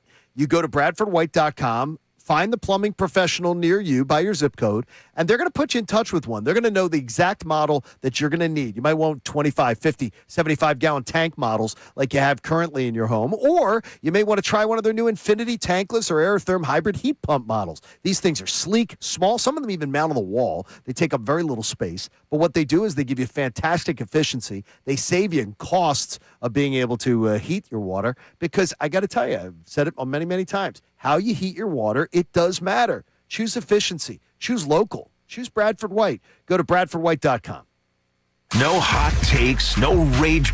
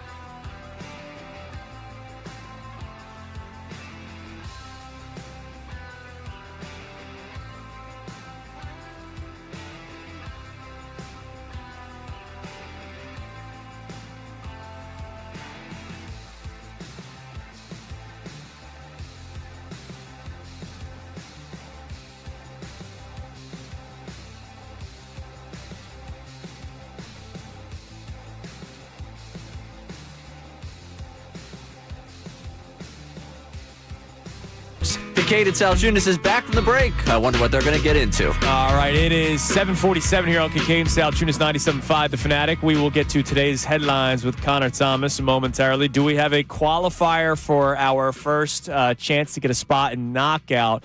Anthony Mooney, congratulations to you from Warrington. Used to know an Anthony Mooney. Do you know the answer? Most rushing touchdowns for the Philadelphia Eagles in 2025-26 season. Yeah, I'm going to say that it was Jalen Hurts. That is correct. He beat Saquon Barkley by 1. Whoa. No, I did not know that. See? Barkley had 7 touchdowns. I said that with total confidence, like smarmy. I did not know it was that close. The tush-push rate wasn't as successful Yeah, but I didn't know it was man. that close. That shocked me. Okay. I answered that like thinking, God, that's an easy one. I didn't realize it was that close. All right. Oh, man, this is a random one. Okay. Told you I'm going to have a random one. Okay, I like random ones. That's good. Who had the most punt returns? Who had the most punt returns for the Philadelphia Eagles in the 2025-26 season? That's a tough one. 610-632-0975. Because they had a rotating door. Yeah, if you guys remember, there was a rotating door because nobody could really lock down that spot. So who had the most punt returns for the Philadelphia Eagles in the 2025-26 season? 610-632-0975. The crazy thing is teams only punted against the Eagles a total of 22 times. What? Well, the league, you go for it on 4th downs. Now that seems crazy to me. Yeah. That's unbelievable. Seems like a really low number, doesn't it? That's unbelievable. Then don't break defense. You let them on your side of the field, but you don't let them score. Yeah. So you're taking your chances. You're field kicking goals, field goals. They go for it on 4th down. Okay, Turnovers. that's crazy to me though. That number, I would never. If you had said to me, how many times did teams punt against the Eagles, or punt? Was it? Yeah. How many times did the Eagles return a receive a punt? I would have said my guess would have been 41. Now maybe some of these were touchbacks. Because it's punt returns. Whoa. But, Okay. You know, just how many? We'll see. That's Anyway, amazing. Campbell went for 4th and whatever, like 17 times in the that's same the game. truth. Exactly. There is some stupidity in it. So Anthony Mooney, a qualifier. Good job, Anthony. We will give more throughout the course of the show here. By the way, that's crazy. Just quick responses on YouTube. Austin Jones, who is running our What's up, YouTube. Austin? He's team day 1 free agency. Renee, team day 1 free agency. She says she doesn't even care about the draft, which that's a bit of a stretch. Wow. But day 1 free agency in the lead on the immediacy on YouTube. Okay. We'll get more responses on this on the text line, but it is time now for today's headlines with Connor Thomas. Today's headlines with the Connor Thomas. And it's brought to us by our friends over at Lundy Law for over 70 years. Lundy Law has been fighting for injured people. If you need them, remember the name Lundy Law, your injury lawyers. Visit LundyLaw.com. That's LundyLaw.com. We're going to start off with a little bit of conversation about yesterday's big day in the NFL. We all know, because it broke during the show, Tua Tagovailoa let go by the Dolphins, and they gave a very nice thank you graphic to Tua. I saw this, dude. It's one of the worst thank you stats, I guess you'll call them, that you could see. So, you know, they always put up the picture, the outline of the player, and then next to it, they put their accomplishments with the team. So for Tua, it was 6 seasons. Congrats. What is it? You're already laughing. 4-time team captain. 1-time Pro Bowler. Yeah, there's nothing to really celebrate. Like, Tua Tagovailoa was a disaster for them. Oh, was it? And got paid a boatload of money, and it was one of those quarterbacks that got paid for nothing. Paid for because they were afraid of what was on the other side of the fence. Paid for because of what they projected the player would be. Wow, and that's incredible to me. It's only worked out for one. And it's Trevor Lawrence in Jacksonville. A lot of those quarterbacks that got paid at that exact Kyler Murray. These guys got paid because they were afraid of what else could be out there. Yeah. And that's not the way. And that's not what you do. No. That's not what good. That's how about this. That's not what good organizations are supposed to do. Yeah. 4-time captain is hilarious, though. Actually, smaller in like the fine print of the graphic under his name. It said highest completion percentage and passer rating in franchise history. I feel like maybe you should have ran with that instead of 6 seasons, 4-time team captain. Because you know why? Well, you know it was stuff underneath the Tyreek Hill and Jalen Waddle and dump offs to Devin A. Chain. Like, that's all it was. I'm going to tell you this, is that right now, here's a number that I got for you because I'm using it for my kids in class. you know the average age of the person who is quarterbacking social media? 23 for pro sports teams. Yeah, 23, 24. Do you know the average number that they're paying the person? I know there's numbers. So you're right. 24. It's 24 to 25 is the average age. 65 to 75. Yeah, I was gonna say it's a big job because the NFL. I was gonna say how much? I was gonna say 55. $57,000. Yeah. Okay. So a pro sports franchise is using something as fun as social media. They're paying, on average, somebody less than like 25 years old, less than $57,000. Yeah, and if you're to a job if you're that a 23-year-old, no, but they're I don't even want to tell you what I was making. yeah, but they're not taking it seriously. Well, all due respect, nobody does. It's Twitter. Well, that's what I mean is that's it, but they're just not doing it well. The biggest tweets every day are dumb things where there's some typo or misspelled. Exactly. I promise you, that's bad. That's bad. They should be doing a little more for the amount of money these franchises are own and make. They should be spending more on it. Speaking of people messing up graphics, did you guys see the starting lineup graphics from the Sixers matchup with the Cavaliers last night? I did. Because the Sixers I almost hope they did it on purpose. Well, that's my question to you. But let's tell the people what happened first. The Sixers were out a bunch of starters. So Campaign was in the starting lineup. And on the scoreboard in Cleveland's arena, they had everybody else's pictures. Then they had Cameron Payne. And then the picture was Jared McCain. Yeah. Isn't that good? Yeah, I feel like that had to be on purpose. I feel. I hope it was, and I hope Daryl Morey was staring at the screen. Jared McCain, by the way, in the incredible game between the Oklahoma City Thunder and Denver Nuggets yesterday, that went down to the wire. Shai Gilgeous-Alexander hits a game-winning three-point shot. Thunder win 129-126. Jared McCain was on the court in the final minutes of that. Isn't that amazing? So, guy that once more could not get on the court. I understand Daryl Morey is going to be public enemy number one. I look at Nick Nurse before anybody else. Why? You mean to tell? Because he wouldn't play him. He could not figure out a role for this kid. And now the defending NBA champions in a game against the Denver Nuggets, the team they went 7 games with in the playoffs, the one team that almost kept them from winning last year, they have Jared McCain playing in the closing minutes. Okay, can I say this to you? In these organizations, do you know the amount of power that they gave Daryl Morey? Short. Okay, because Ellen Brand was. Who does Daryl? Who is Nick Nurse's boss? Daryl Morey. Correct. And do you know what Daryl Morey's you know what Dave Dombrowski tells? Yeah, he tells Rob Thompson. Rob Thompson? Yeah. Play this guy. I want this guy played. I want this guy done. That's what these guys do. Unless they're asleep at the wheel. And that's all I can hope is that they go, "Oh, I don't want to play Jared McCain." Well, you know what an executive does? You're playing Jared McCain. Yeah. Play him. I need to see. You have to prove to me that he can't play. He thinks they sold high on him. So terrible. God, it's terrible. They sold high on him. But Connor, pump the brakes, right? Pump the brakes. Yeah, that point still stands. Yeah, pump the brakes. Uh-huh. Right. Yeah. Coming up next. Yeah. We'll get back to our discussion from earlier today. If you missed it, legal tampering began yesterday. So what we will do to start the 8 o'clock hour is go through everything that took place yesterday from an Eagles standpoint. Well, they didn't sign anybody, but players did sign elsewhere. So we'll tell you who went where, for how much, would you have paid it, and we'll get a lot of their reaction because there were a lot of people upset on the timeline yesterday. Really upset. Which I was surprised by because what you and I talked about for 4 hours yesterday is kind of how the day went. Yes. Maybe they weren't listening to the show. That's their loss. It's Kincade Salciunas, 97.5 The Fanatic. Now on 97.5 The Fanatic Sports Update. No signings for the Eagles. I'm Connor Thomas, and day one of NFL legal tampering came and went without the Eagles adding any new players. They did have some big losses, though. Jalen Phillips went to the Carolina Panthers on a monster deal. Nico Dean signed with the Raiders. Reed Blankenship to the Texans and Jahan Dotson to the Falcons. We're only a day in, though. There's a lot of time still to go in the offseason. Rob Motti of the AP joined us yesterday. Talked about what Eagles fans could look forward to. Maybe even a veteran quarterback? Yeah, Howie's always good for something. Maybe that comes in the form of a veteran backup quarterback. I don't know that it would happen this week. That could be something that happens that you go, all right, that's pretty interesting.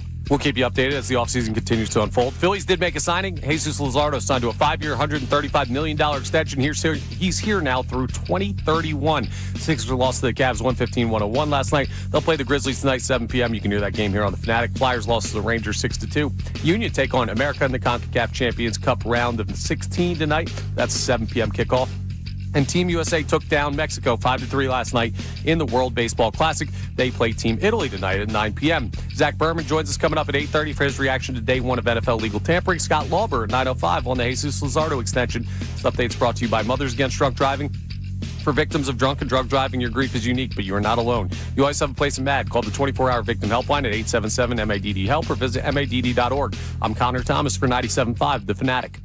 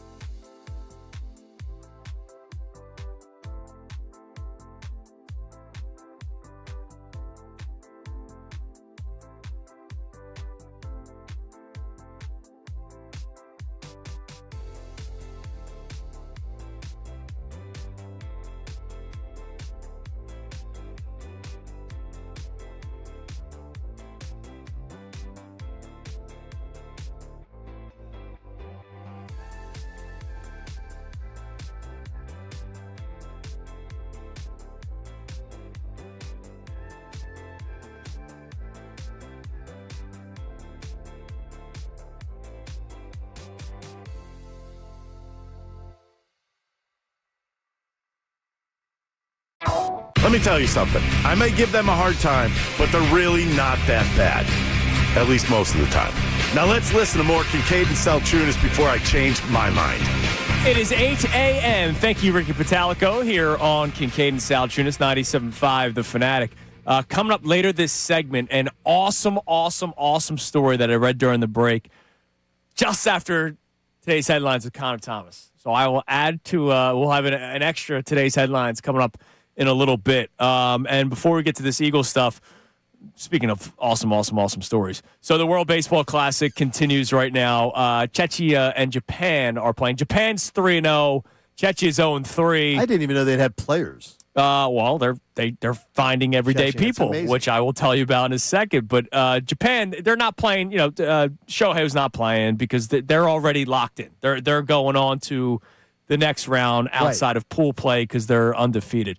So Czechia, if you guys remember from the last time, and we talked about him before everything started, they have an electrician on their team. His full-time job, he's an electrician. That's amazing.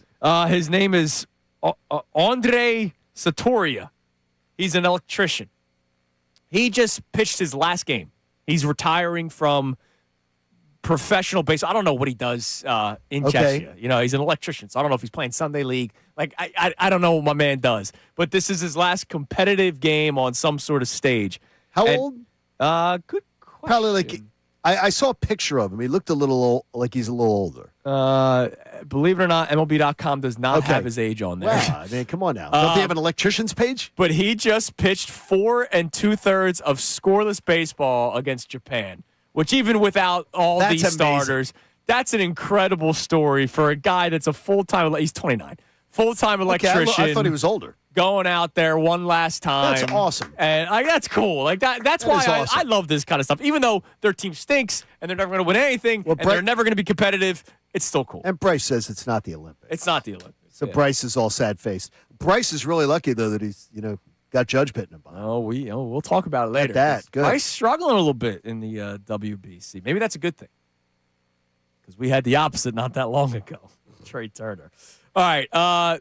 The news from yesterday, legal tampering began at 12 o'clock, and so I was listening to Middays with Marks, Johnny Marks, Sean Brace, and at 12:01, Alec Pierce was already signed by the Indianapolis Colts. That's amazing work. That's fast work. Yeah, somehow the contract was already drawn up. They had the guaranteed money down and everything. That's incredible. Legally, 1 minute in. Remember, they didn't even conduct their hour-long interview. Well, he wasn't re-signing, so maybe they didn't have to. And they were allowed to talk. Yeah, that's right. So maybe that's why that one worked out. The other ones are interesting because they had an hour time to conduct 5 different interviews. That's an amazing. hour each. See, that's really good. And somehow these contracts were all drawn up because there's nothing they had done the Zoom. illegally. They had 5 different computers set up. Maybe that's what it was. They had one of those computer banks. Maybe they're doing an icebreakers. Go around the room. Tell us your name, what you do.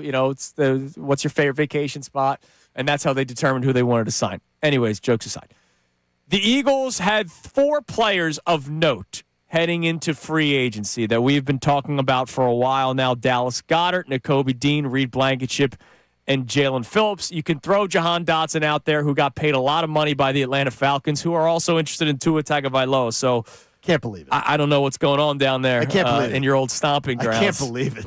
But of the 4 main names, Dallas Goedert, the only one that has not found a home yet. So he could re-sign with the Eagles. We will keep you up to date on any rumor in the NFL, as will Middays with Marks and Unfiltered. But the other 3 players that we've been talking about a lot, all signed elsewhere.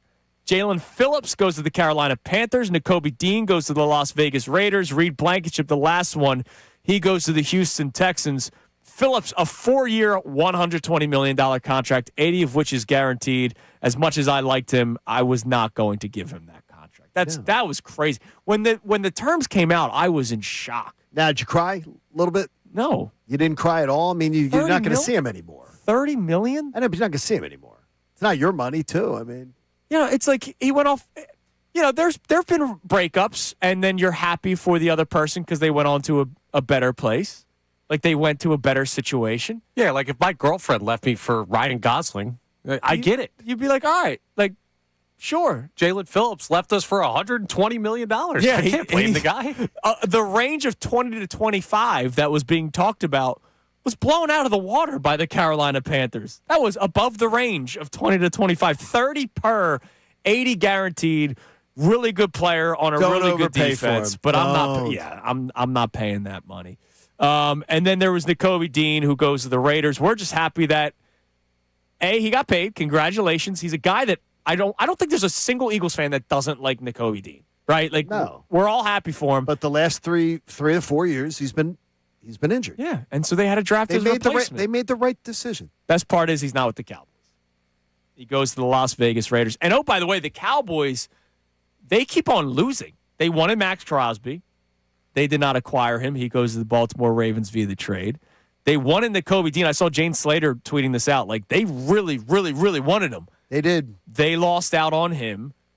And now the question is, does Trey Hendrickson, do they overpay for Trey Hendrickson out of necessity? That would have been a Dallas-type move in the desperation. Yeah. Now, all honestly, the stare down that they got into with Micah Parsons, that they ended up losing due to pride.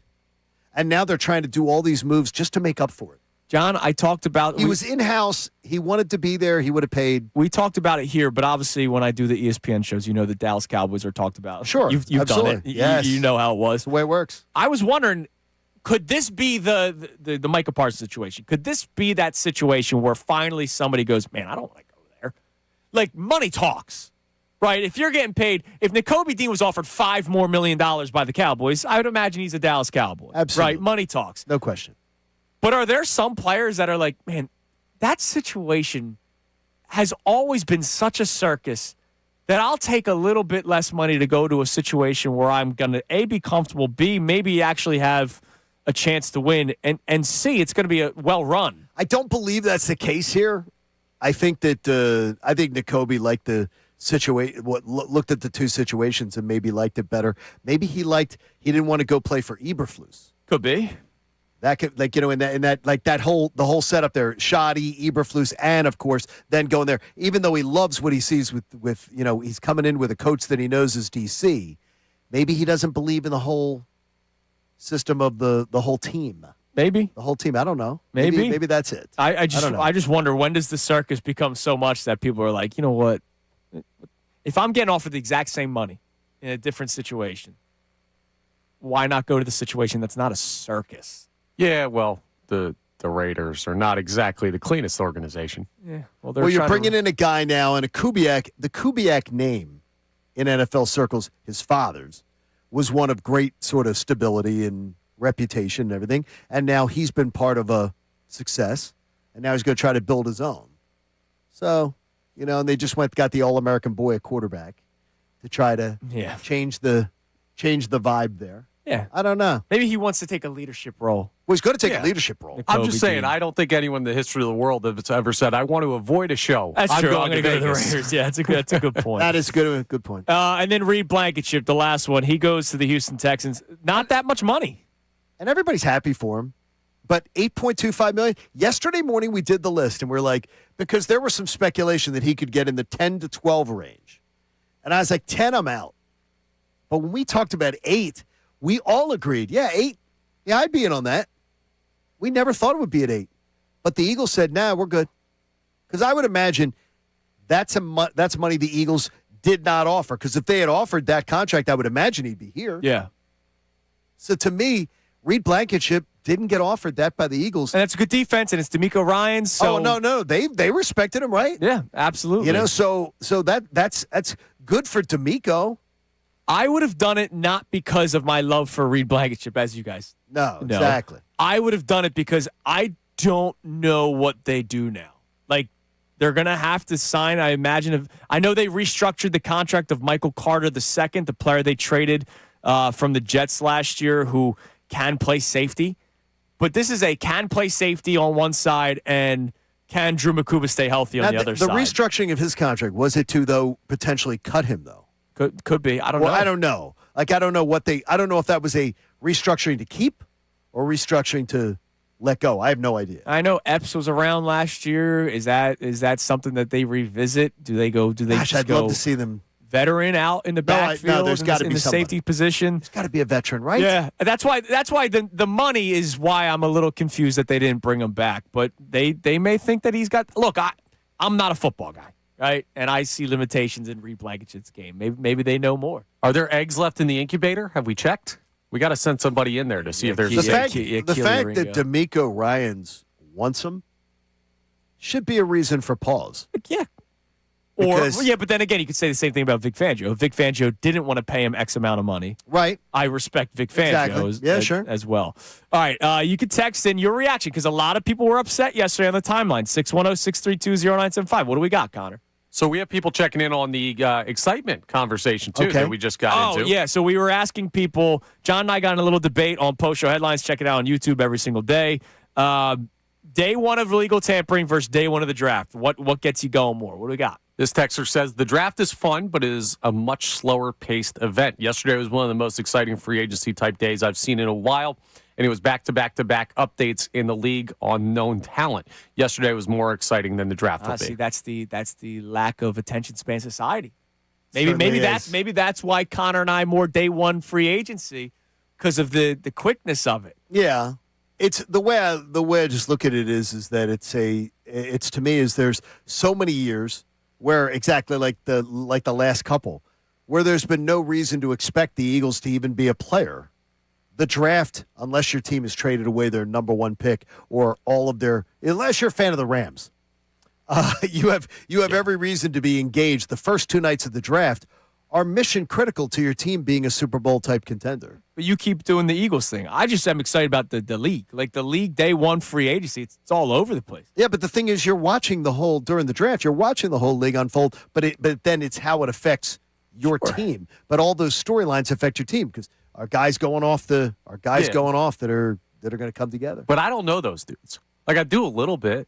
I'll do some research on who the Eagles could potentially and that could pick, be part of it too. I do think that's part. I mean, look, there's wide receiver threes on roster that more that were signed yesterday than a guy that might be drafted in the top 2 rounds that's expected to be wide receiver 1 for their football. And I am more of a college football fan than most. So there it goes. So watch a little more. All right, real quick before we get to our next Eagles trivia, congratulations to Jalen from Philly. What's up, Jelani? Ladies qualifier. So we have 2 qualifiers right now. We're doing Eagles 2025. I've never heard that name before. 26 trivia. By the way, do you guys know the answer? Most punt returns by the Eagles last year was?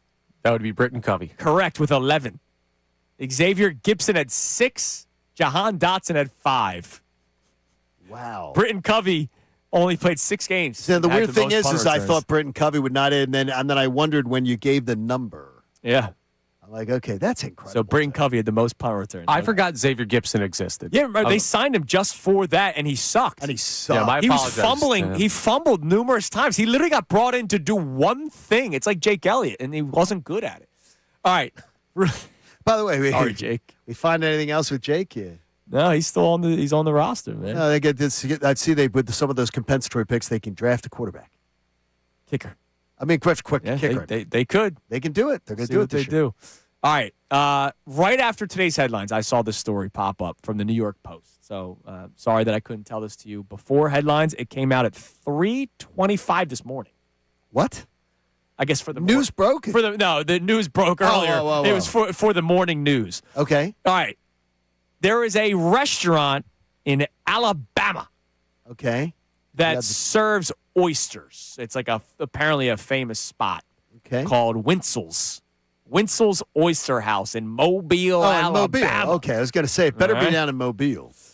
They have a deal for you. Okay.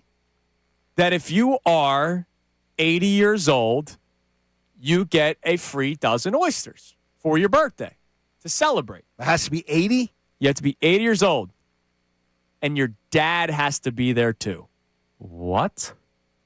So it's kind of a gimmick promotion. They have a sign outside, free oysters to any man 80 years old accompanied by his father. Oh, so it's just a bit. So it's a bit. Did somebody actually do it? Somebody's dad, 99 years old, World War II and Korean War veteran. Okay, that's still awesome. alive at the age of 99.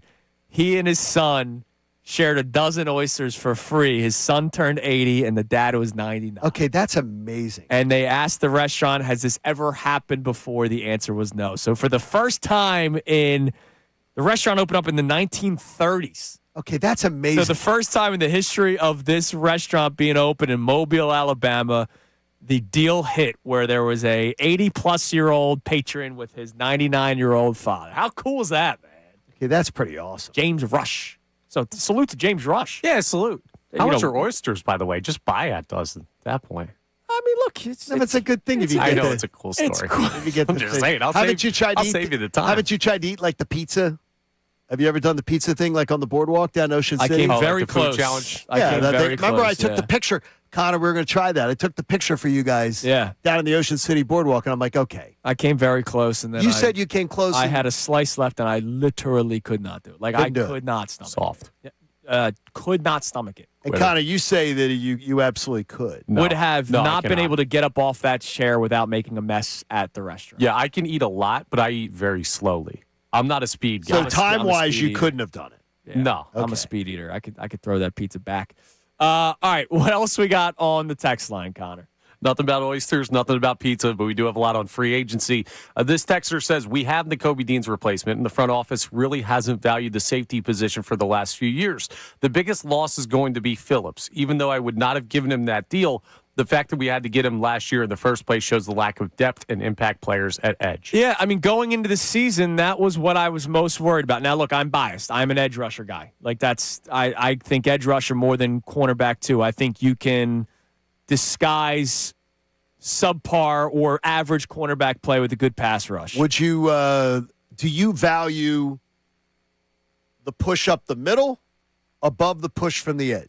The pressure from the edge? I'm guessing more edge, but in terms of this defense, it's the push up the middle. I want the push up the middle because push up the middle always means you're going to have a superior rush defense. Yeah, and the quarterback is uncomfortable. Quarterbacks hate pressure up. And I want rush defense. I want the rush defense. So I want it to be a good rush defense. I want that to be the base, and I want pressure up the middle to disrupt quarterbacks. To me, that's where I would always go. So and I think that's how they're building it, obviously. They're going to have to get somebody else, right? They're going to either draft somebody to be a part of that rotation room. Look, by the way, no guarantee, according to reports, that Nolan Smith's on this roster. Nolan Smith's name has been popping up in trade talk recently. So was that more of a – I was not here for that, and I did see it when I was doing on the way home. I'm reading all the catching up on like a week long of activity. There didn't seem to be any legs, though, to – anyone saying any of the local beats who we trust really putting any kind of merit I think it's another check-in thing, kind of like what we heard with Jalen Carter, which that wasn't going to happen. But if you're Nolan Smith isn't a Jalen Carter, I would not let go of, right? Like we would not. But both of us said that. Nolan Smith, it's okay. Also has gotten hurt a couple of times. Sure. Are you going to pick up his option? Because this is year 4. Now's the time. You have to do it soon. You don't want to. Yeah, you got to pick it. You have a certain date where you have to pick it up by. And maybe I think it's June. Yeah, I think by June you have to pick it up. Maybe they don't pick. Maybe they're thinking, all right, we're not going to pick up his 5th-year option because of the injuries, and he's a first-round pick and hasn't necessarily produced. Do you think he that has? Much. I mean, honestly, do you think he has lived up to where they drafted him? Except for the playoff. I mean, look, he was incredible. On that run. That run, Packers, Rams, he had the most sacks. Now, obviously, extra game because they didn't have the bye week, but it was the most sacks by an Eagle in a playoff run. He has not. Eagles franchise history. But he has certainly, I believe, not lived up. And I love Nolan. Yeah, me too. But I do not believe he has lived up to what they expected they were going to get when they drafted him. Yeah, he's gotten hurt too much, too, which is part of the problem. All right, here's your latest 2025-26 Eagles trivia question. I'm making you go very far back in your memories. So this scares me. No, I just laugh because nobody wants to revisit this team. Yeah, because you're asking people to relive like a horror. Well, legal tampering began yesterday, so door officially closed on the 2025-26 season until we want to talk about Patullo on next segment maybe. Jalix Hunt led the Eagles in sacks with 6.5. It's a low number to lead a team. That's really low. Sacks. Who had the second most sacks for the Philadelphia Eagles in the 2025-26 season? 610-632-0975. Who had the second most sacks for the Eagles in the 2025-26 season? If you believe you have the correct answer, text that in. We will announce our next qualifier in the next segment. Also in the next segment, what does Zack Berman think of the Eagles' first day of legal tampering? Everybody thought Jalen Phillips was coming back. Everybody, I'm sure. I mean, it seemed that everybody thought Howie was working to get something done before he hit the market. Yeah, these were reports going back a couple of days. Because remember, Zach Baun, they signed Zach Baun before legal tampering. But obviously, right? Nobody knew what the Carolina Panthers had already whispered in their ear because they had said, "Hey, don't sign." Oh, wait, that was a lot of money, That's a ton of cash, It's a lot of money. Yes, somebody probably tampered. I have a feeling there might have been some tampering, Andrew. You're very bright. Probably. Yeah, there was some tampering going on. We get Zack Berman's thoughts on it coming up next. And, of course, Dallas Goedert's still out there. Is that a good thing for the Eagles? Was Alec Pierce not going to the Patriots a good thing in terms of the compensation for an A.J. Brown trade? We'll get into that coming up next with Zack Berman. It is Kincade and Salciunas on this Tuesday morning, 97.5 The Fanatic. Let's talk about that FanDuel Sportsbook app. Right now, new FanDuel customers can get up to $300 in bonus bets back every day for 10 days if your bet loses. All right, let's explain how this works. That's crazy. Place a tournament bet using the token, and if it doesn't win, you'll get up to $300 back in bonus bets every single day for 10 straight days. That's 10 chances to play all tourney long, from game props, money lines to spreads, totals, futures, and more. You can even mix things up with same-game parlays for a shot at an even bigger payout. Maybe there's some heavy favorites that you go, that payout's not going to be worth it. But if you combine multiple heavy favorites into a same-game parlay, that could be your payout. However you want to fill out your bracket, FanDuel in partnership with Valley Forge is making things easy for you to stay in the action every single day. So visit FanDuel.com/local to sign up today. That's FanDuel.com/local. FanDuel, it's time to dance. You got to be 21 plus. Present in Pennsylvania, must apply a select token each day. Bonus bets are now withdrawable and expire 7 days at the receipt. Tokens are received in increments of 1 per day. Restrictions apply. See terms at sportsbook.fanduel.com. Gambling problem? Call 1-800-GAMBLER. Now on 97.5 The Fanatic Sports Update. The NFL frenzy begins. I'm Connor Thomas, and it was a frenzy of moves in the NFL yesterday as it was day one of the legal tampering period. The Eagles, well, they were relatively quiet. They didn't add anybody. They lost a few. Jalen Phillips signed with the Carolina Panthers, Nico Dean, the Las Vegas Raiders, Reed Blankenship, the Houston Texans, and Jahan Dotson, the Atlanta Falcons. Yes, if you're counting, that's 3 defensive starters out the door on day one. Rob Motti of the Associated Press joined us yesterday, though, and talked about what else the Eagles fans could be looking forward to and maybe losing. I feel like Dallas Goedert is probably likely to be gone. There's some veteran free agent tight ends out there. David Njoku's one of them, who I've always liked his ability to play. Maybe he's a one-year type guy. We'll keep you updated as free agency gets going tomorrow. Zack Berman joins us coming up next for his reaction to yesterday's news. Phillies did make a signing, inking Jesus Lazardo to a 5-year, $135 million extension. He's locked down through 2031 now. Sixers lost to the Cavs 115-101. They'll host the Grizzlies tonight, 7 p.m. You can hear that game here on the Fanatic. Flyers lost to the Rangers 6-2. They're off tonight. Union take on America in the CONCACAF Champions Cup round of 16 tonight at 7 p.m. Team USA took down Mexico 5-3 last night in the World Baseball Classic. They play Italy tonight at 9 p.m. This update's brought to you by Papa John's, introducing new pan pizza. For Papa John's, order a medium one-topping pan pizza, just $11.99 when you download the Papa John's app or at papajohns.com. Better ingredients, better pizza. Papa John's. I'm Connor Thomas for 97.5 The Fanatic.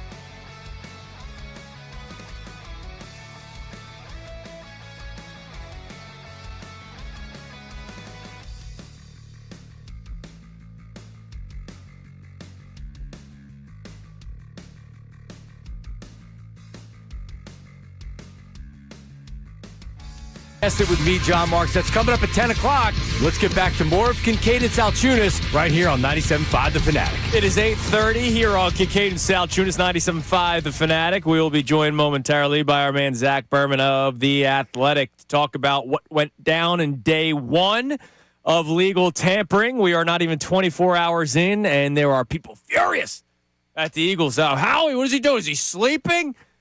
Kind of went as expected, except for losing Jalen Phillips to that much money because of all the reports in the world. Because we did think he was coming back by a lot of indications where he was coming back. And the Eagles traded a third-round pick for him, so they're not going to want to lose that player.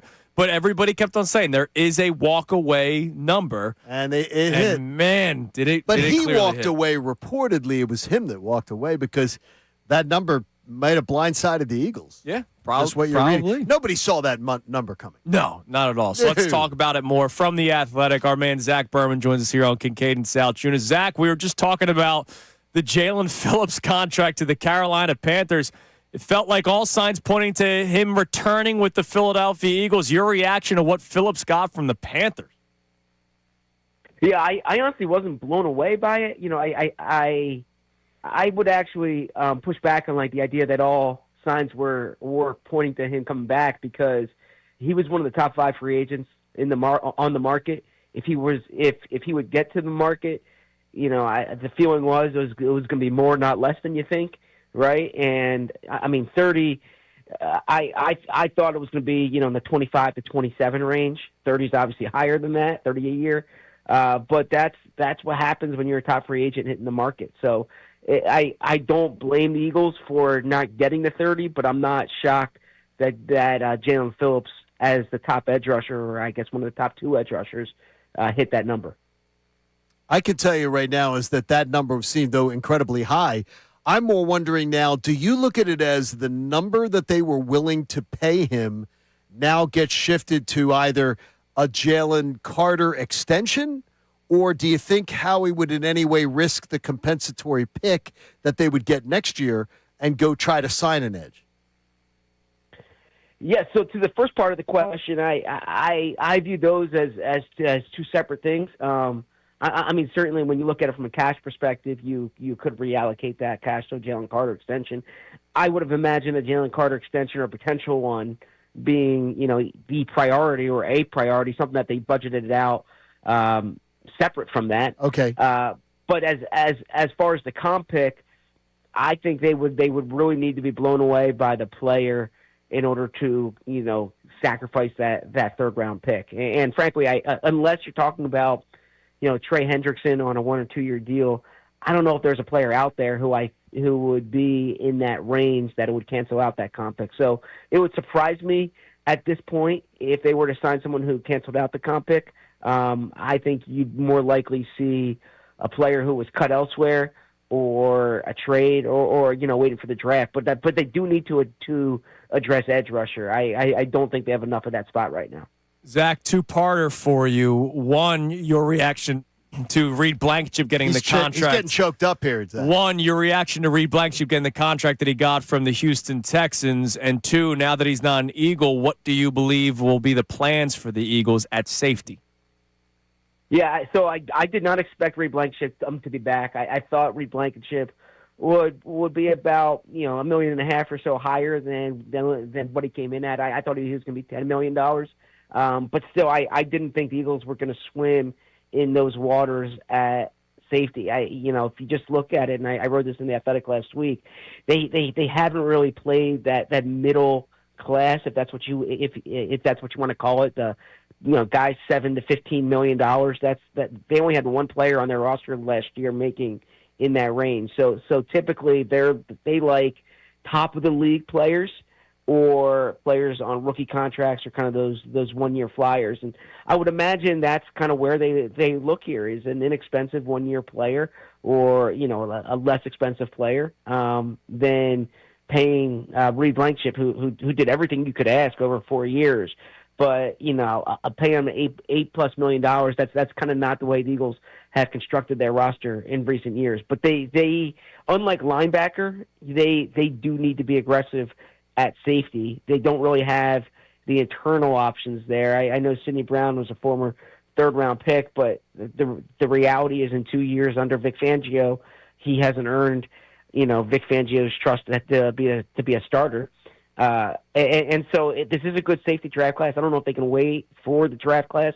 They tend to like to draft-proof their roster, to use that term. But I don't see that being a place where they spend big money. I think they'll look either for the one-year flyer or someone who comes in at less money than maybe the market thought going into it. Zach, how much do you believe the influence of Vic Fangio, who really had to reportedly be talked back into coming back, has on the long-term plan of building this defense? Are you trying to build a defense in the Vic Fangio mold? Is he going to pick a successor? Are they thinking that he gets a lot of influence on who they're going to draft, who they're going to sign, and things like that?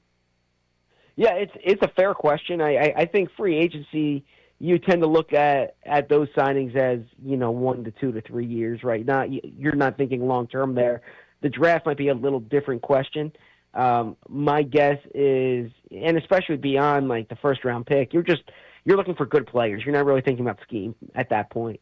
And so I think that it's a fair question. I think that matters more when you're talking about someone like Jalen Phillips, who's a perfect fit for Fangio's scheme.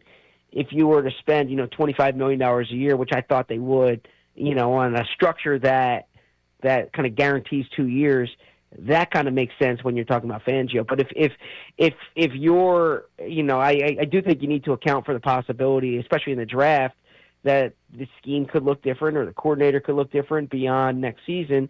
And in that case, you're just looking for good football players. The same way when we talk about the offensive line, right? Like what the Eagles might be looking for is different, but you want to draft a good offensive lineman, whether Jeff Jalen's here or not. Zack Berman of The Athletic joining us here on Kincade and Salciunas here on 97.5 The Fanatic. All right, Zach, it's time. Drum roll, please, Connor. Here we go.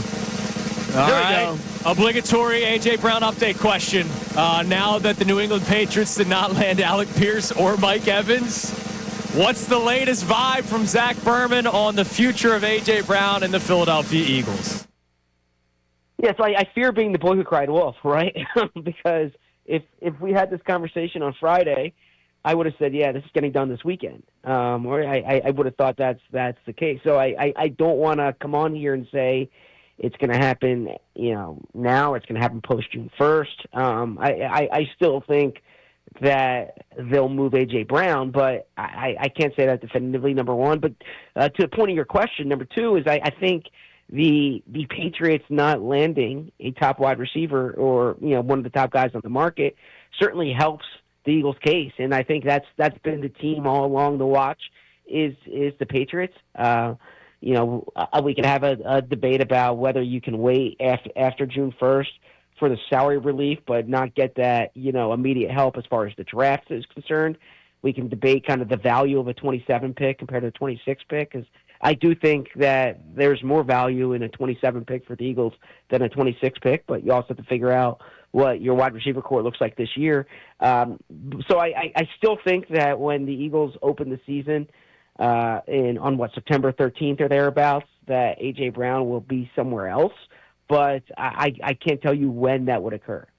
The wish list thing was very, very clear, though, that if it is the wish list from A.J., all of them being AFC teams tells me that's Howie's wish list, too, is that he was told you are not going to be going to a team that is anything but an AFC team. Yeah, I see what you're saying there. I think that probably has more to do with quarterbacks, right? And when if you said to me before this, who are the teams that need top receivers, I would have said Baltimore, Buffalo, New England, Kansas City, LA Chargers, right? They did, yes. So now if you kind of open it up to some other contenders like San Francisco signed Mike Evans, the Los Angeles Rams are always looking for talent. Most of the teams where you say that they're contenders with a quarterback in place and they have a need at the number one receiver spot, they happen to be in the AFC. But to your point, if the Eagles do move A.J. Brown, I would imagine they would want him out of the conference. if at all possible. Well, the story's not ending anytime soon. Zach, we appreciate the time as always. Day one was exciting as always. It continues today. And, of course, the new league year opens up tomorrow. We'll be reading all your work as always. Thanks, on The Zach. Athletic. And, of course, your books as well that are tremendous. Thank you, Zach. Thanks, guys. Talk to you soon. There he is, Zack Berman joining us here on Kincade and Salciunas. That's awesome. Yeah. He's not surprised by Reed. No. But he was surprised, though, that he didn't think that in that price range that they were even going to be that players in it. We all thought yesterday, $8 million range, we would have all been in. No, he's not. He didn't think they were going to be there. So he had some good information on that. And for me, it was because of the unknown of who's next. I don't know who's next for the Philadelphia Eagles. We don't, do we? You know, I really don't. All right. We have a qualifier for our most recent question, Connor? We do. We're waiting for them to text back the information. All right. Do you guys know the answer? The question was that Jalen Hunt had the most sacks for the Philadelphia Eagles in the 2025-26 season. Who had the second most? Do you guys have the answer? I did not. I took a guess. Your guess was correct, Johnny. It was? Moro Ojomo. Yeah, I did. I said last I was year. saying it at Connor's ear. I was like, I thought it was Ojomo. Second most sacks for the Eagles last year. the way, Joe Muller from Doylestown, our latest qualifier. I think of Andrew DeCecco with that because I'm just like, I knew nothing about the man, and DeCecco was telling you, hey, this would be a good guy to have. He was a beast. He'll join us on Thursday. He was a beast. All right. I'll ask the next question to start the next segment. I already have it at the ready. We'll get back to our text messages as well. Also, we have not updated Team USA. We talked about Czechia before we talked about Team USA. Connor's rocking the USA sweater today. USA, USA, USA. Now, we mentioned Harper struggling. Is that a good thing, considering what happened the last time with Trey Turner? It's Kincade and Salciunas, 97.5 The Fanatic. I know that if you're engagement ring shopping, guys, you're ready to pop the question. Well, I got the answer for you. It's Benari Jewelers. I love Benari Jewelers. They're absolutely awesome. I was in there yesterday in Newtown Square. They have Newtown Square and Exton, two great showrooms. But their 110% diamond upgrade guarantee is the reason you always want to be shopping there. Because let's say you buy a diamond today at Benari for $10,000. Later on, you can trade up that diamond for $11,000. I just used the 10,000 number because it did the easy math. Let that sink in, though. They're going to pay you more than you paid them for the exact same diamond. So what they're telling you is you will always have peace of mind. You will always have a company standing behind the product they sold you that honors your agreement. That means they're looking to not only see you make that great engagement with that lady in your life, but they want you to know they're making an engagement with you that hopefully is going to lead to a lot of future business because they want to create a lifelong customer. When it's meant to be, you can trust the experts at Benari because they're going to find the best diamonds for you, but a diamond that you're going to guarantee is going to upgrade in value. Two beautiful showrooms. Exton's awesome. Newtown Square, fantastic. You can check them out online at BenariJewelers.com. Go visit them and tell them John Kincade sent you in. Free agency is here, and it's about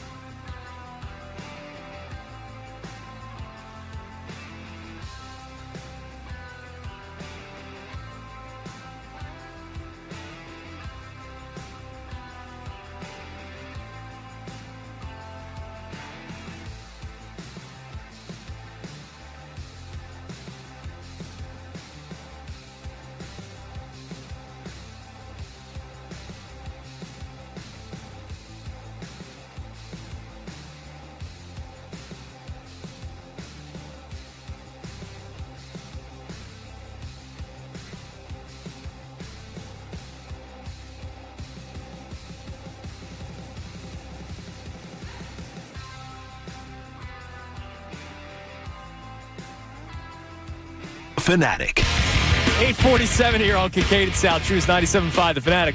During the break, Johnny and I were talking about his vacation. He was just in St. Lucia, which is where I had my honeymoon with my wife. So I know the island pretty well. And you did not. I will say this, is that I will, if Andrew Salciunas tells you something about like a restaurant or a vacation spot, I gave you the highest compliment yesterday. Yes, you did. You did not oversell something. Sometimes people oversell things.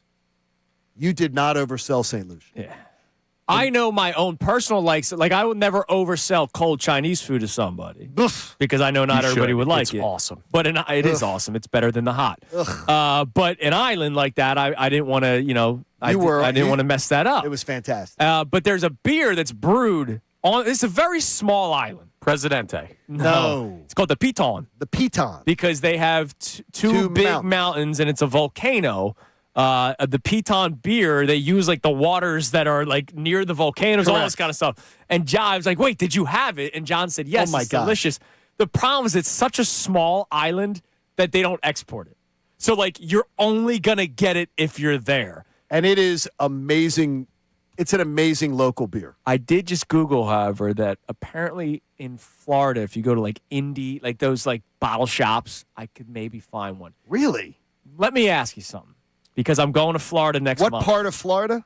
I've not done extensive research yet. It just says Florida. Yes. Would it be ridiculous? Let's say the drive's an hour. So that means hour there, hour back. Would it be ridiculous on my vacation, my free time, but with my family, taking 2 hours out of my day to get a beer? Yes. No, I got to tell you this. If it was are you allowed to ship beer? I don't think so. I don't know. Some companies do that. Like they do. You can ship wine. Nat Geo wine. I did that for my wife one year for Christmas. You're allowed to ship the bottle of wine a month. Yeah, I tell you, it's great. Is that ridiculous to drive 2 hours? That's insane. What if I buy like 30 though? Is Coop drinking them? I don't think it's insane. With your kid and your wife, man. I don't think it's insane at all. And my parents. And your parents are going. Hang out with your family. I don't think it's insane at all. Maybe we take a family drive and then we see whatever. And you're just like, oh, coincidentally, look, Mom and Dad. Wow. I just really wanted to go to this random part in Florida. I can get Piton beer here. Exactly. All right. Team USA, they win again yesterday, beating Mexico 5-3. It got dicey, and it was cultural appropriation there with that. Mexico. It was a close game for a while, and then they made a good push late. Mexico did, but the Team USA, they did get the win 5-3, so they are 3-0. They have not officially locked a spot because well, Mexico's 2-1. Italy is undefeated. If you have a three-way tie, it's something run different. I forget if it's run differential. Okay. So it's like soccer. A team got screwed yesterday. I don't know if you guys saw. I forget which country it was. Ninth inning, 1 out, runner on first base. Roller to the shortstop. Shortstop completely misfired the second baseman. Ball goes into right field. Inning continues. They lose out on run differential. Oh, did they really? If it was a tailor-made double play. If they turned it, that country would have moved on. Oh, that's horrendous. They got eliminated because of a tailor-made double play. They deserved it then. So Team USA not officially moving on. I think we're all feeling that they will, but that was a nice win yesterday. A country that they've not been able to beat. They've had troubles with Mexico over the last couple of World Baseball Classics. So it's another roster filled with Major League Baseball players. And now they just have to take care of business against Italy, and then they move on. Which is exciting. Aaron Judge is a beast. Yeah, dude. Not just with the bat. His ability to play right field is ridiculous. His arm is so strong. He's unbelievable. That throw that he made to gun out the runner at third, and it's like perfect. It's. I mean, this guy. There's a reason why he's a perennial MVP candidate every single year. And he said, and afterwards too, he says if he could just get some guys in front of him in the lineup to hit, he feels things would be a little bit better. Well, Bryce Harper's struggling in the World Baseball Classic. We all kind of assumed that he was going to be really good because he had Aaron Judge behind him. And look, well, no, he told us that he was really looking forward to that. This does not. He might turn it around, but this is all on him because Harper this year, during his time in Clearwater, other than the contracts and the not elite thing, he himself brought up the 4-hole and protection being a problem. Yep. And then he, in the same breath, sort of talked about how he could not wait to play with Aaron Judge behind him in the order. Uh-huh. And he's struggling out the gate a little bit. It's 3 games. I'm just saying. But after he's the one who's doing the talking. He's the weak link. We right talked now. about it. Him and Cal Raleigh. Cal Raleigh's batting 0. Rough start offensively for Raleigh. He's also not shaking his teammate's hand. Yeah, weird move. What do you think about that? I think it's like Harry Hardon. Yes. That's so stupid. Another country did it too. Australia did it to somebody else, and it was like the catcher. The professional lip readers out there were like, "Oh, he's saying he'll shake hands after the game." Doesn't want to get pine tar in his hands, so it might affect something with the pitcher. I don't know. I've never seen that. That's such a dumb thing. Yeah, whatever. And their in teammates. case you don't know, Randy Arozarena played for Team Mexico yesterday. Went to shake the hands with Cal Raleigh at the beginning of the game yesterday. Raleigh refused. Arozarena he seemed angry. People might think he was just joking because he's got that kind of a personality, but we don't know. Did you read the translation though? Yeah. I mean, it's like it doesn't seem like he's angry. Yeah, he's probably joking. But he's not. It's Harry Hardon. Yeah, it's just this. Like, what's that about? By the way, Tarek Skubal now not officially returning. Remember, there was that will he return, will he not return? He's not returning, and he said something yesterday. He goes, I didn't realize how big it was. I thought it was just an all-star game. Now I'm really regretting my decision. Well, dude, you can correct the decision. No, he's not. But he could. He could, but he's going home. So he could correct the decision. He's not. So cry me a river, dude. I didn't know what it was. Well, you could fix it, dude. By the way, that's he's their best pitcher, so that's kind of a bummer. You could fix it. Yeah, it's great that he's not going to be playing for Team USA. But yeah, Team USA, another win yesterday. Tell them Mexico. Tell them that your daddy told you that you're not allowed to pitch. And I had to go read it because Connor brought it up to me yesterday, and then I had to go read about it. Your daddy, you're taking orders from the guy who works for you, and he's going to make lots of money doing it. He's going to make lots of money either way. Going to make lots of money either way. All right, real quick question, and then I need the Twitter poll update. Thanks to our friend Dr. Avidan Appel and Iron Mountain Men's Health, because I know it's going strong. Because 4 hours strong with Dr. Avidan Appel, that's nothing new. You hear it on Unfiltered all the time. 4 hours in the morning, 4 hours in the afternoon. You can't beat it. The Philadelphia Eagles 2025-26 trivia for your chance to get a spot in Knockout. They had 2 All-Pros on the defensive side of the ball. You got to name both of them. 2 All-Pros for the Philadelphia Eagles on the defensive side of the ball 2025-26 season. If you believe you have the right answers, 610-632-0975. We'll select somebody at random. What do we got on the Twitter poll, Connor? This is a great Twitter poll, not just because Dr. Avidan Appel is helping us with it, but because you rarely see him this tight. Which Eagles defensive departure from Monday concerns you the most? 3 options here: Jalen Phillips, Nico Dean, and Reed Blankenship. 33% of responders saying Jalen Phillips. 33% of responders saying Nico Dean. 34% saying Reed Blankenship. That's incredible. So he's up by 1% of the vote there. And Connor, how many votes in this? We are over 650 votes. Okay, I'm surprised at that. That's close. That's really close. Now, Blankenship, to me, makes the most sense considering I don't know who's after him. See, I would have voted Phillips. Yeah. And even though I was like, let him go, at the prices they were going to have to pay. Yeah. It's interesting. I still would vote. Good job, Connor. Phillips. That's a really. Connor, you're a good polsman. That was Thank you. Well done. And ever since you talked to Dr. Avidan Appel, I mean, Connor's he's helped you out a lot. It's our task to be with Dr. Avidan Appel's helping you out. I understand he's been swiping right more now, Connor. That's why he needs the long naps. The question is, are the ladies swiping right? That's no. It's question. one and dones. But still, this Kentucky basketball. I ain't swiping anywhere. It's National Nap Day every day for me. Coming up next. Little quick reset. Also, Phillies. Jesus Lazardo got paid. He did. We'll get into it with Scott Lawberg next here on Kincade Salciunas 97.5 The Fanatic. It's all about live betting on the BetParx app. And look, it's March. So you know what's coming up, the big tournament. You're going to want to be in on the big tournament. You're going to want to place a couple bucks down on teams that you know nothing about. But you know what? You're going to be watching games. You're going to be hanging with your friends. You're going to be watching all of them. So you're going to want to be a part of it. Plus, BetParx has all your favorite classic casino games, too, right there on your phone. You can play blackjack, craps, roulette, hundreds of online slots like Triple Cash Eruption, Tiger Jones, and Cleopatra. Plus, Bet all your favorite sports. Bet individual player performances if that's more your thing. If you don't know as much about the teams, you may know individual players. Join the BetParks app today. Live bet any game. Plus, new users can get up to $1,000 in casino bonus back if you're down in your first 24 hours. So check out betparks.com and get your details. So whether your team scores or not, whether you understand spreads or not, there's always another way to win on the BetParks online casino and sportsbook app. Got to be 21, Pennsylvania, Jersey, Michigan. Gambling problem? Please call 1-800-GAMBLER.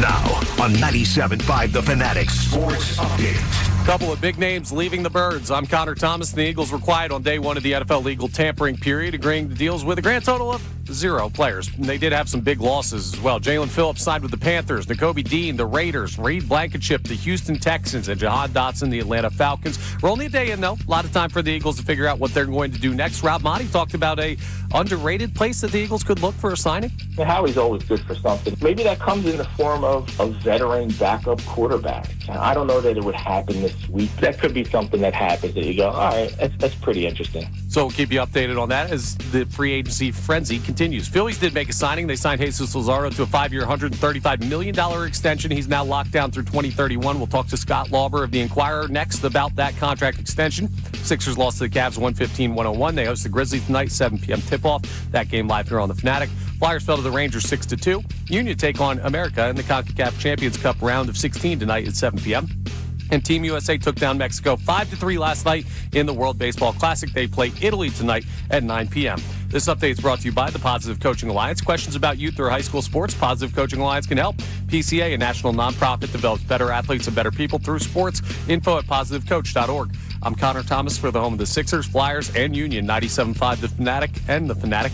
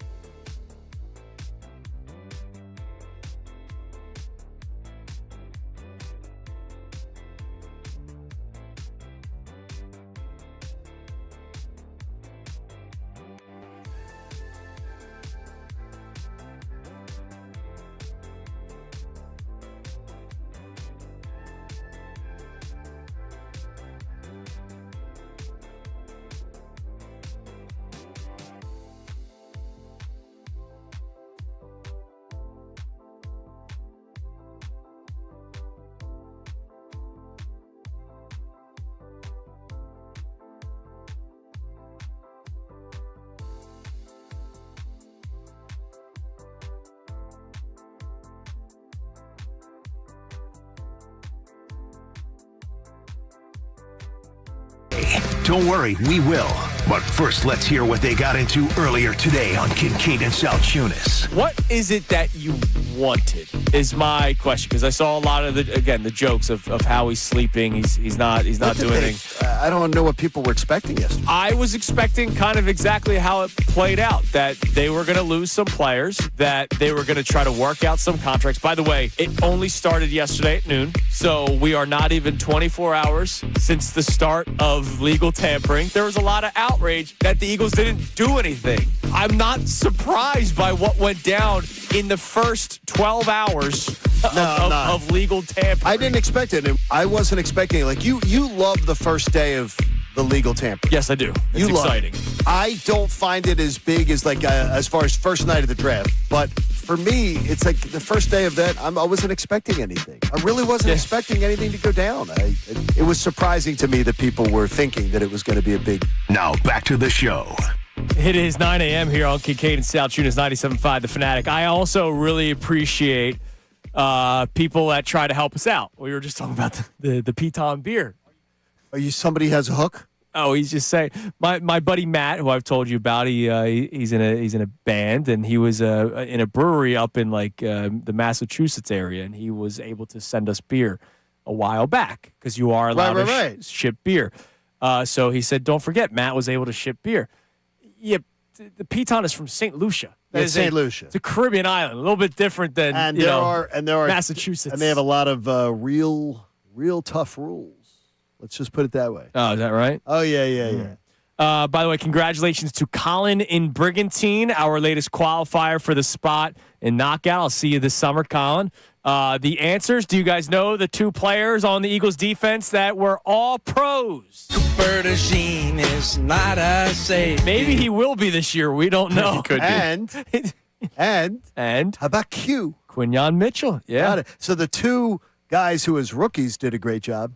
Then there it is. I wonder at some point, by the way, Scott Lawberg is going to be joining us up at 9:05. You heard the little reset. We've been reacting to what took place day one of legal tampering. This show, not that surprised by what went down. A lot of Eagles fans surprised and upset with what went down.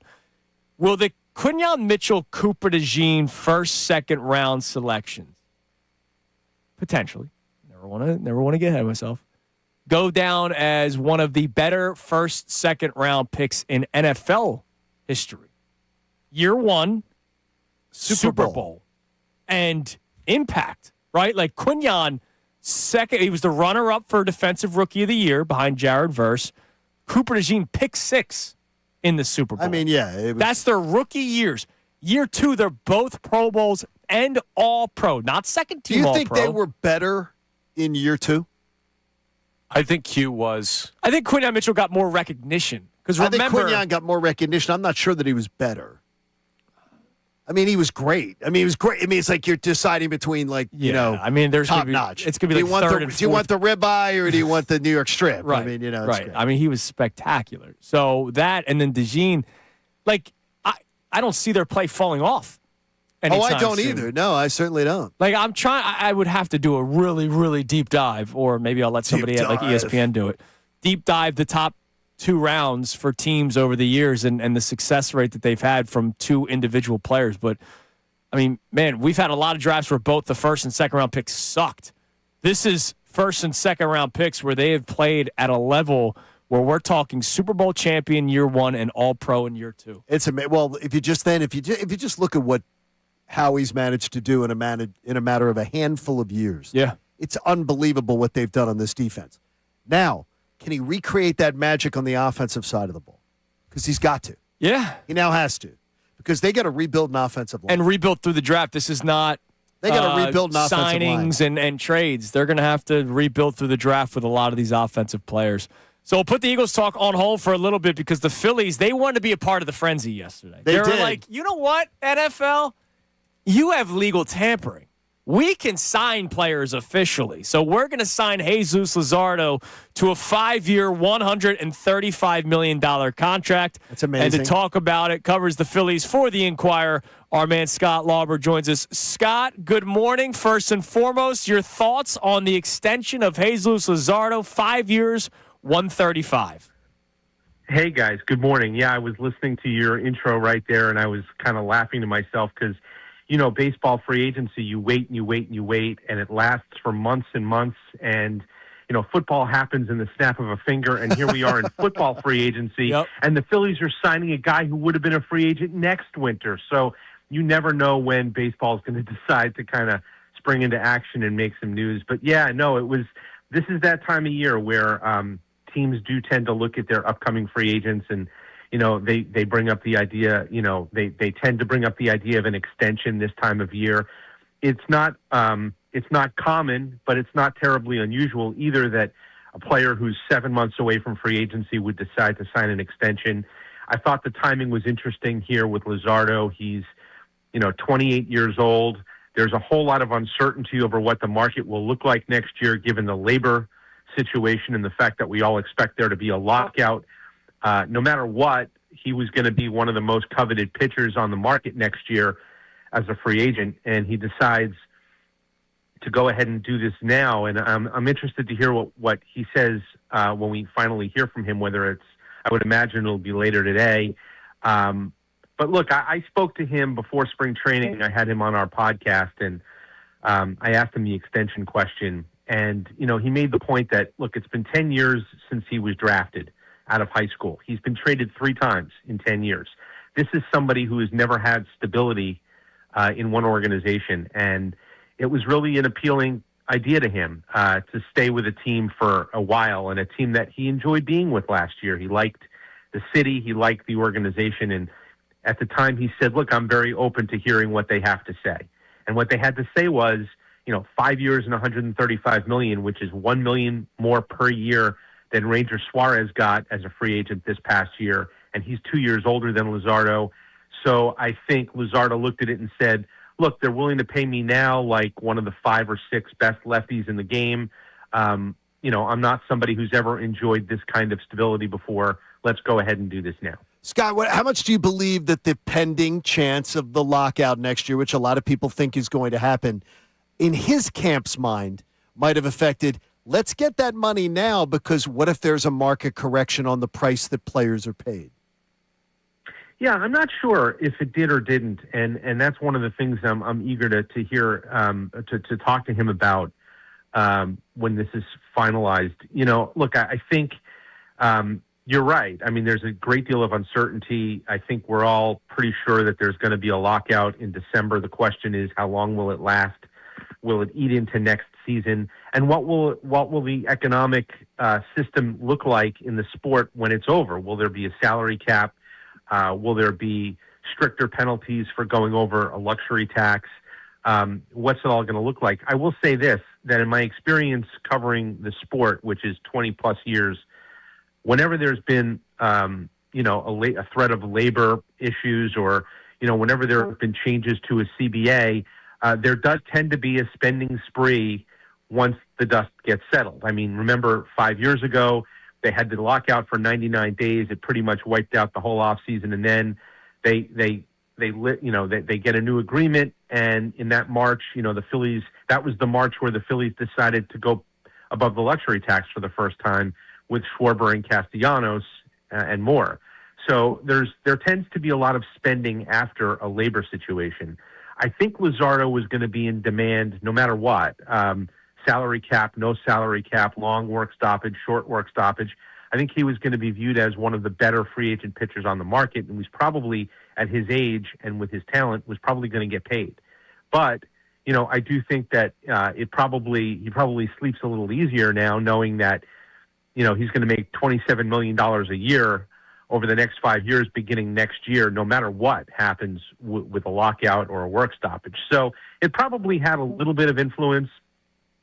I'm eager to find out from the Phillies side too, right? Because, I was wondering last week, in thinking about Lazardo and other players who might be in line for an extension, how does a team decide to go ahead and do this before they know exactly what the rules are going to be starting in 2027? So I'm sure it had an effect on both sides, but to what effect, I'm not really sure.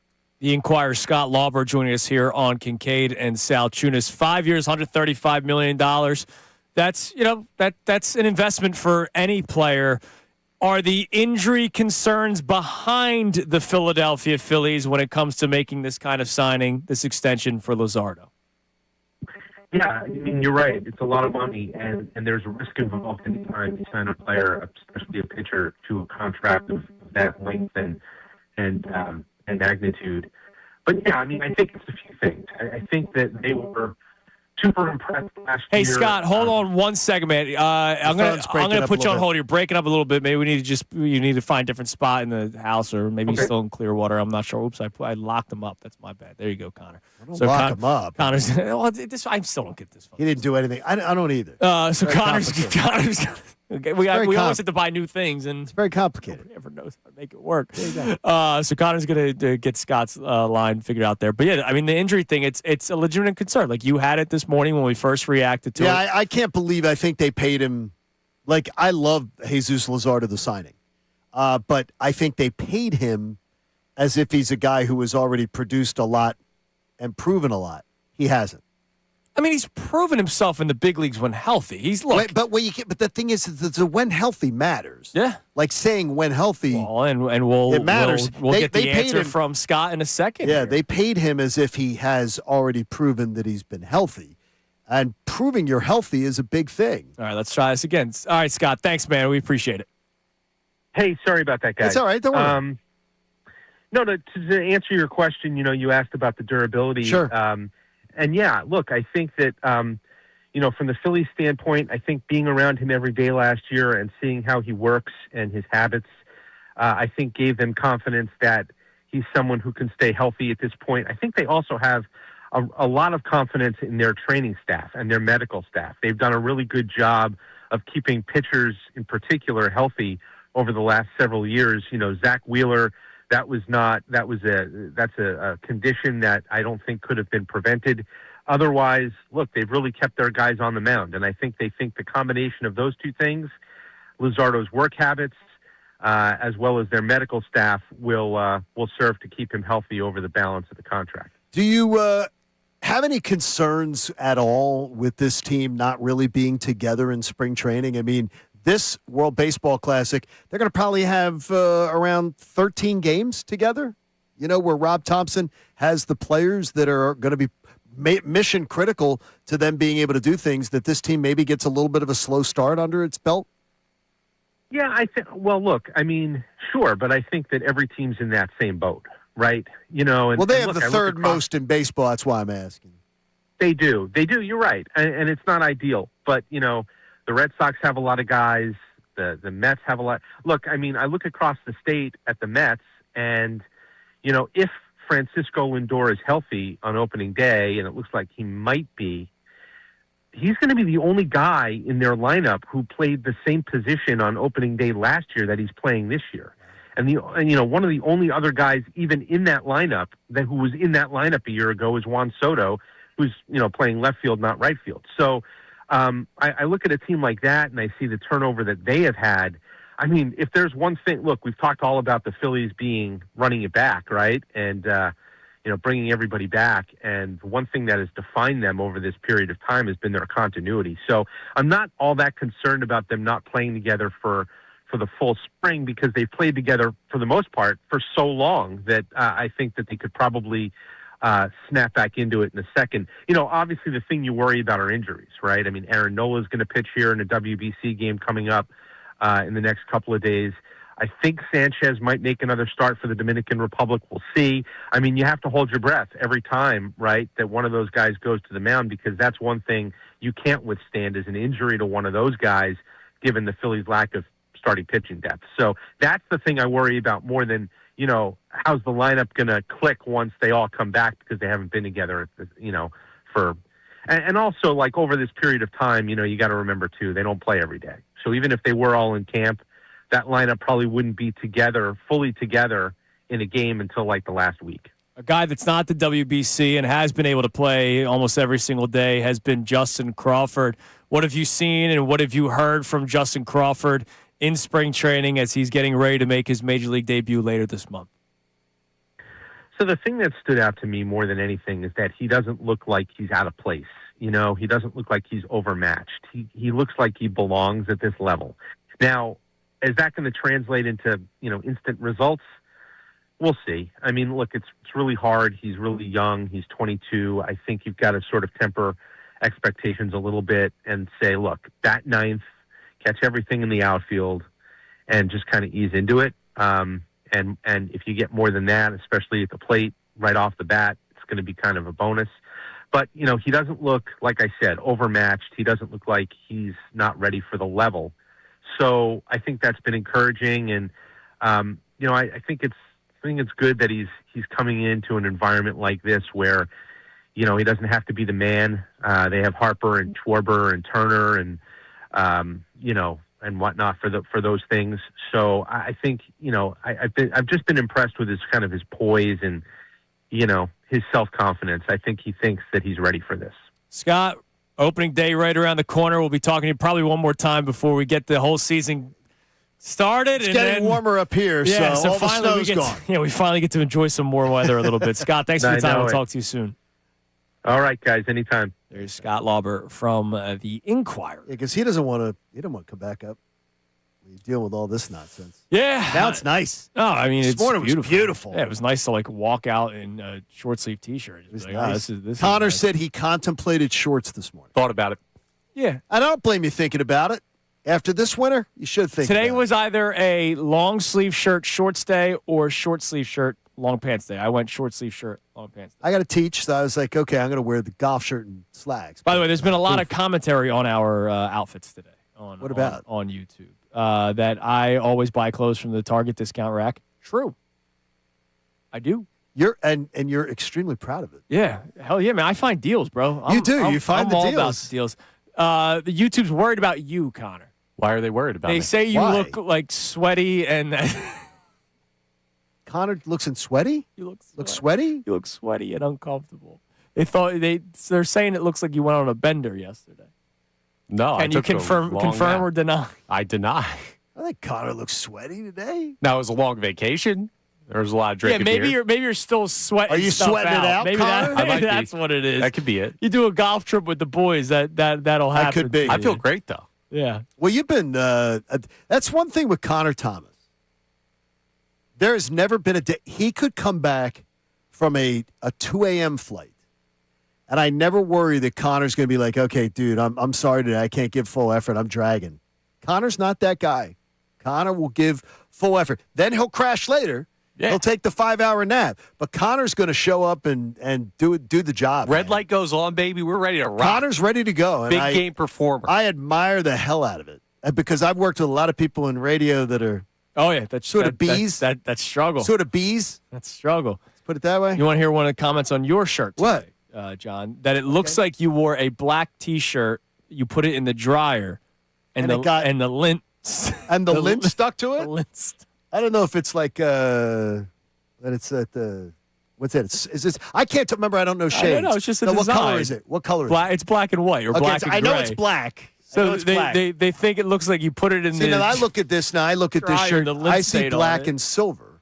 See, and I look at it and I say black and silver because I can't tell shades. Thing. I have to have just true story behind the scenes. I have to have colors written on my pants on the hangers because I cannot tell shades. That makes of things colors. difficult. So I have to when I get stuff back from the dry cleaners or something, I have to hang it up on the specific hangers. Johnny Marks agrees with this. That's where it is. Just walked it's by. the lint shirt. Lint. Well, here's what we'll do. We'll call either Jesus Lazardo or Jalen Phillips. They could buy us a whole new wardrobe with the money they made. Well, they can. Splash Reapers. I miss it because they comment so much. I appreciate you. Somebody says that it looked like you're wearing a McFlurry. A McFlurry? What's a McFlurry? It's the McDonald's ice cream with the. Oh, okay. They're having a field day with our clothing. That's good. They do that every day with Middays with Marks. They judge with Johnny Marks on a flannel Friday. Some days. Today's only just. Well, John. Tuesday. Sometimes John wears the hat backwards. Sometimes he's rocking it today. Thinking he's like 22. Well, he's not a franchise quarterback. He's thinking he's 22. According to Colin Cowherd, remember you can't. You're not a franchise quarterback. You're wearing a backwards hat. Let him see me spin it a couple times. Be throwing Malik Willis money at me in his sleep. Yeah, dude, honestly, if Malik Willis can get $45 million guaranteed, I expect Connor Thomas to at least get 15. I'll take it. $15 or 15 mil? $15. Coming up next. Damn it. There's your tease. Something I'm so against grabbed my attention, and I might be in. Damn it. Tell you what next. Also, one more Eagles 2025-26 trivia question for your chance to win the spot knockout here on Kincade Salciunas 97.5 The Fanatic. Let's say you've been in business for over 38 years. Well, that means that you're doing something right. And if you're doing business with people and you're specializing in retirement and financial planning, and you almost have 4 decades under your belt, that means you're doing a lot of stuff right because people stress about their retirement. People stress about financial planning and their money. And if you're not helping them, they're not coming back. Well, Dan White & Associates have been helping you create income in retirement so you can support the lifestyle you want to live for a long time now, almost 4 decades. They finances in retirement. Look, if you want to talk about it, it can be a really overwhelming topic. That's why they host these educational seminars that allow you to go and be a passive listener across Pennsylvania, Delaware, and Maryland. And their offices are available for you if you want to have a complimentary, no-risk consultation, just you, your spouse, or just you And Dan White and his team, they're very, very low-key, and they're very, very bright. And they can come up with a great plan for you so you can realize the dreams that you've always had. Or if you want that next house, you want to be able to figure out how you're going to pay for college, these type of things. Dan White & Associates can help. Go to danwhiteandassociates.com, get that free consultation, find out where the next educational seminar is, and just join them. And you will get some of that peace of mind. Now, on 97.5 The Fanatic Sports Update. Eagles quiet on day one. I'm Connor Thomas. Then the Birds were quiet on day one of NFL legal tampering period, agreeing to deals with 0 players and lost the handful. Jalen Phillips signed with the Carolina Panthers. Nico Dean going to the Vegas Raiders. Reed Blankenship to the Houston Texans. And Jahan Dotson to the Atlanta Falcons. That's 3 defensive starters they've lost. So Eagles fans getting a little bit impatient. Well, we talked to Rob Motti of the Associated Press yesterday. He talked about, hey, maybe another name to watch potentially leaving. I feel like Dallas Goedert is probably likely to be gone. There's some veteran free agent tight ends out there. David Njoku's one of them who I've always liked his ability to play. Maybe he's a one-year type guy. There are options to replace the guys the Eagles have been losing, but we'll see how aggressive they want to be. We'll keep you updated. Phillies did make a signing. They signed Jesus Lazardo to a 5-year, $135 million extension yesterday. He's now locked down through 2031. Sixers got locked down by the Cavs last night. 115-101 the final there. They lose that game. They host the Grizzlies tonight at 7 p.m. You can hear it live here on 97.5 The Fanatic. Flyers lost to the Rangers 6-2. They're off tonight. Union will take on America in the CONCACAF Champions Cup round of 16 tonight at 7 p.m. And Team USA beat Mexico 5-3 last night in the World Baseball Classic. They play Italy tonight at 9 p.m. This update is brought to you by Uber Eats. Philly, you hungry? Good thing Uber Eats has a great deal waiting for you at Coco's Cookies and Creamery. From now till March 31st, get a buy one, get one free deal on a milkshake all on the Uber Eats app. Order now only on Uber Eats. Terms apply. See app for details. I'm Connor Thomas for 97.5 The Fanatic.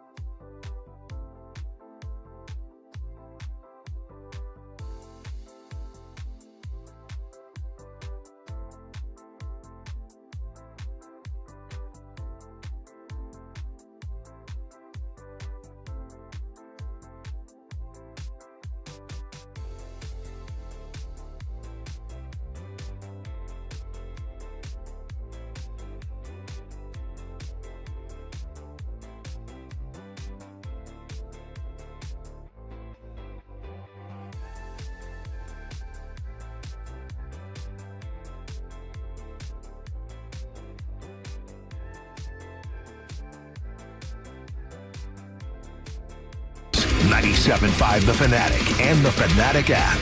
The final hour of Kincade and Salciunas is presented to you by The Bagster. It's a dumpster in a bag. You can get yours today at Home Depot and Lowe's. You need details? Go to Bagster.com. All right, it is 9:30 on Kincade and Salciunas, 97.5 The Fanatic. I just posted a little photo dump on the gram, Johnny.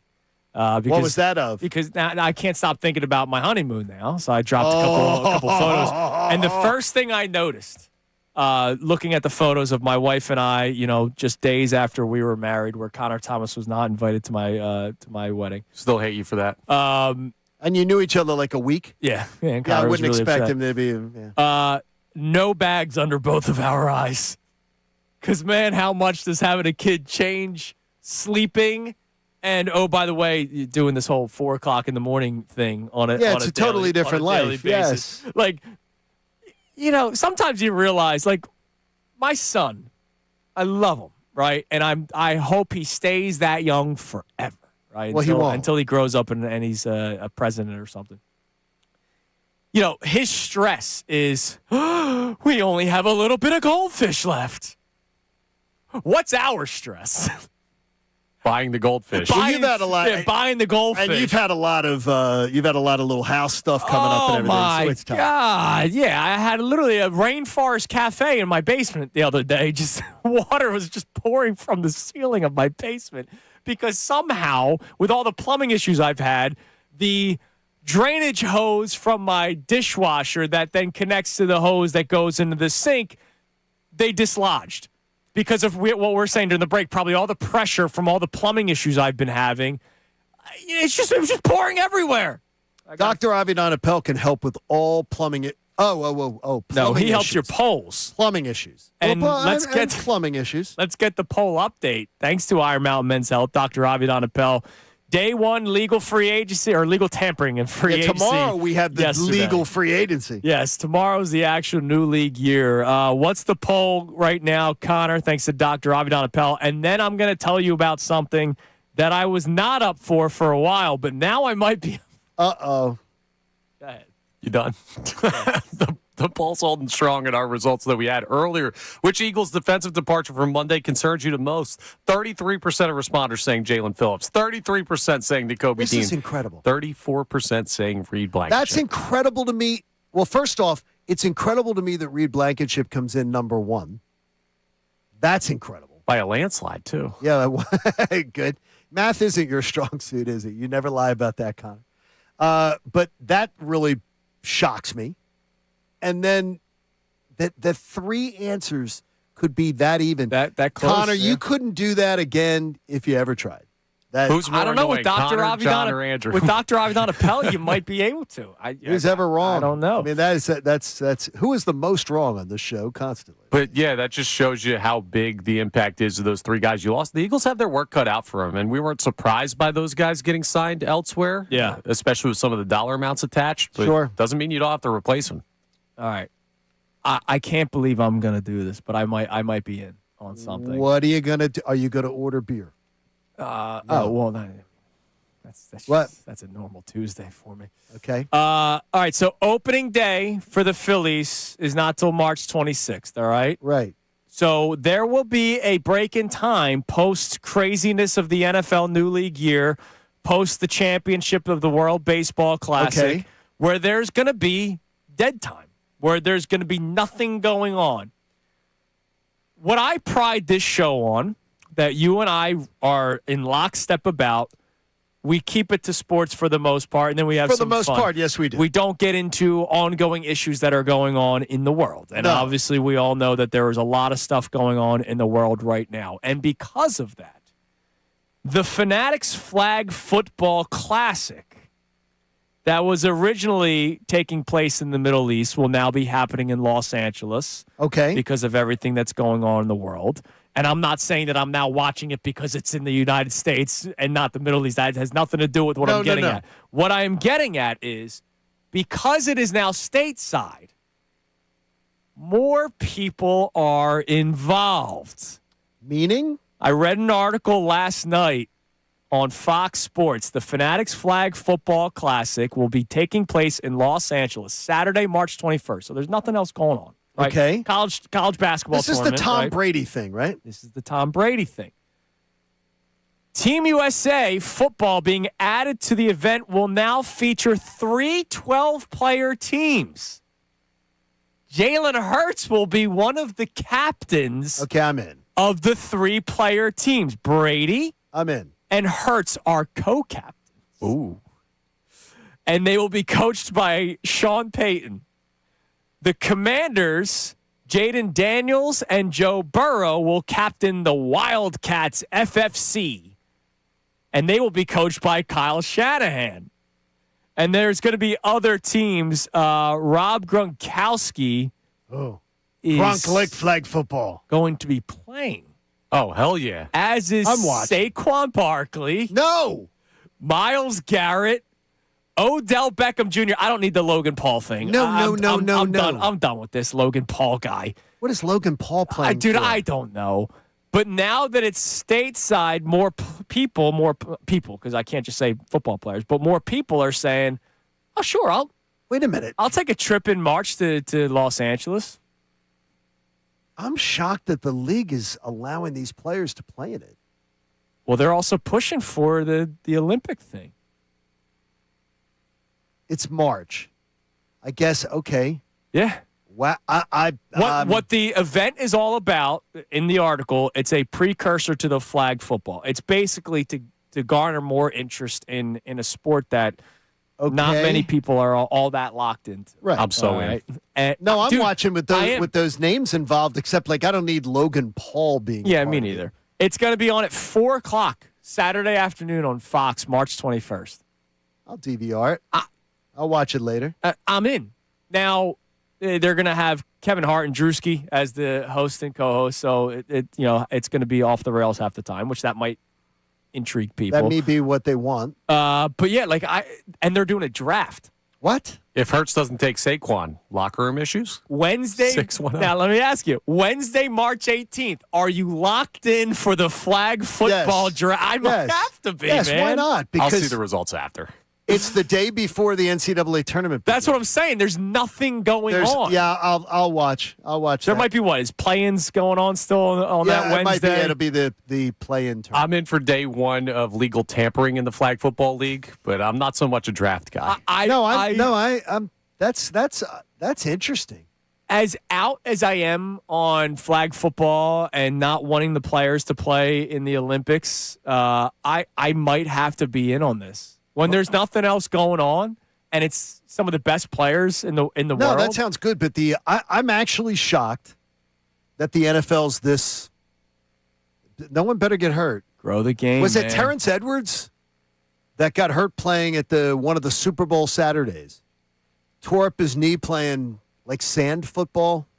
They were playing one of those like celebrity sand football things, and he got injured. I'm not sure. Maybe. It's like I'm surprised. I thought the league had cut down on these things, but I guess whatever makes them money, or whatever Tom Brady wants. Yeah, well, Tom Brady gets. Tom Brady's a big part of it. I'm trying to find the full list of players that will be available in it. But like this, wow, that's incredible to me. I did not like these are big name players. 12-player rosters. It's a pool of 24 current and former NFL athletes. So then you'll have also the celebrities in it. So, all right. So nobody's getting lit up. Well, it's flag football. Yeah, it's flag nobody's football. getting lit up. Unless somebody plays like Connor. Some of the U.S. men's national team players will be in it. So remember the quarterback. Forget his name. That was upset. That was upset. Like guys can't just walk in here and play flag football. And I go, yeah, bet I can see Patrick Mahomes playing flag football and being really good at it. Because Jalen Hurts is going to be, Yeah, and Lamar would probably be better than you at flag football, even though you are the quarterback, respectfully, of the Team USA national team. You're going to get kicked to the curb a second Lamar Jackson says, I want to play. But there's going to be some of the Are they going to do that, national guys. Do you believe NFL players are going to try to usurp these marketing? guys? Jalen Hurts was the commercial of throwing the football into the, with the lighting the torch. Who played on the men's hockey Olympic team? Yeah, exactly. They Did they feel bad about, we couldn't play since Sochi, so they shut down the league. We're going to keep some guys? Yeah, they shut down the league. No, I know. I'm just saying, I don't think they're going to feel bad about going out there. Yeah, dude, it's all about marketing, man. They're going to be on the national stage. Look at what Bryce Harper said. Bryce Harper literally said that the World Baseball Classic isn't the Olympics. There's guys that want to be on that Olympic stage because it goes a long way in terms of their pockets. Bryce also said, though, he was looking forward to having Judge hitting behind him. Yeah, well. Can't trust what he says. Well, who knows? He might have a good game tonight against Italy. He could. Against Italy. Please. Well, Michael Lorenzen's a professional baseball player, and he's going to be on the bump for him. That's big. All right, so we're all in. We're all in on this we're flag. All in on this. Even though we're all anti-flag football, we are all in. No, we're all in on this. No, I'm pro-flag football and also in on this. I'm always in on the sideshow stuff. See, I didn't realize this sideshow was even happening, though. This is excellent. I just saw it last night. It was. I think this is is because excellent. of, unfortunately, what is going on in the world right now.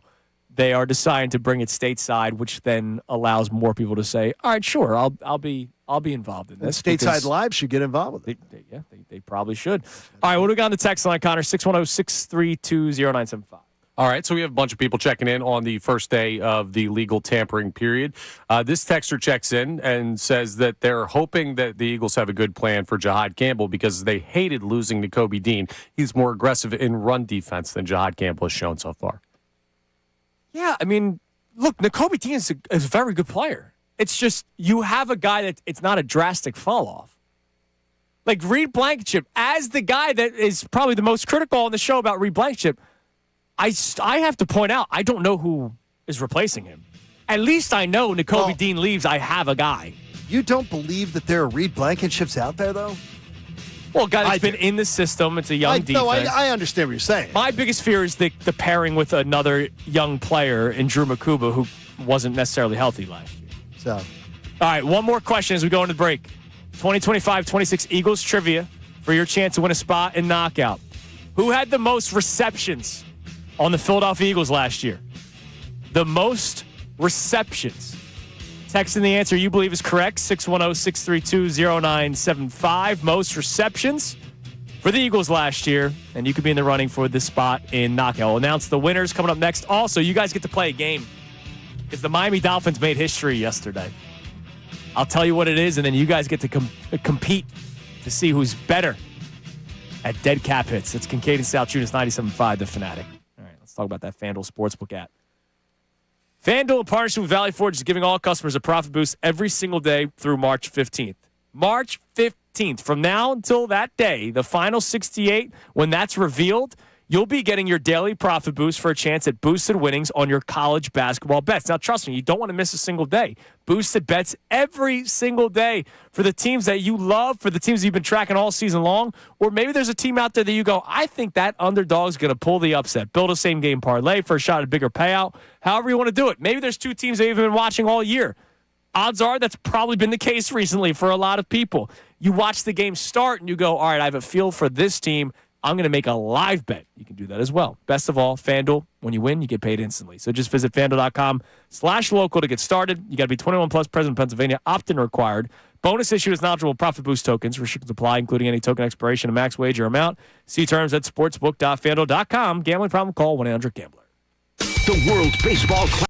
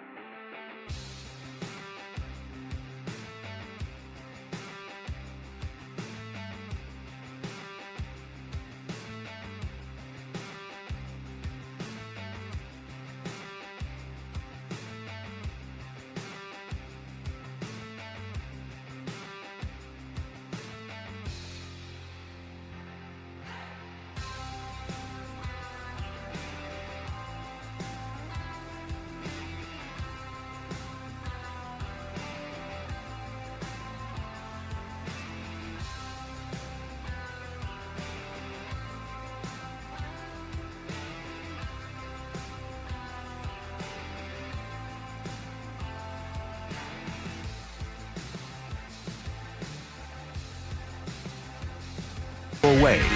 Now.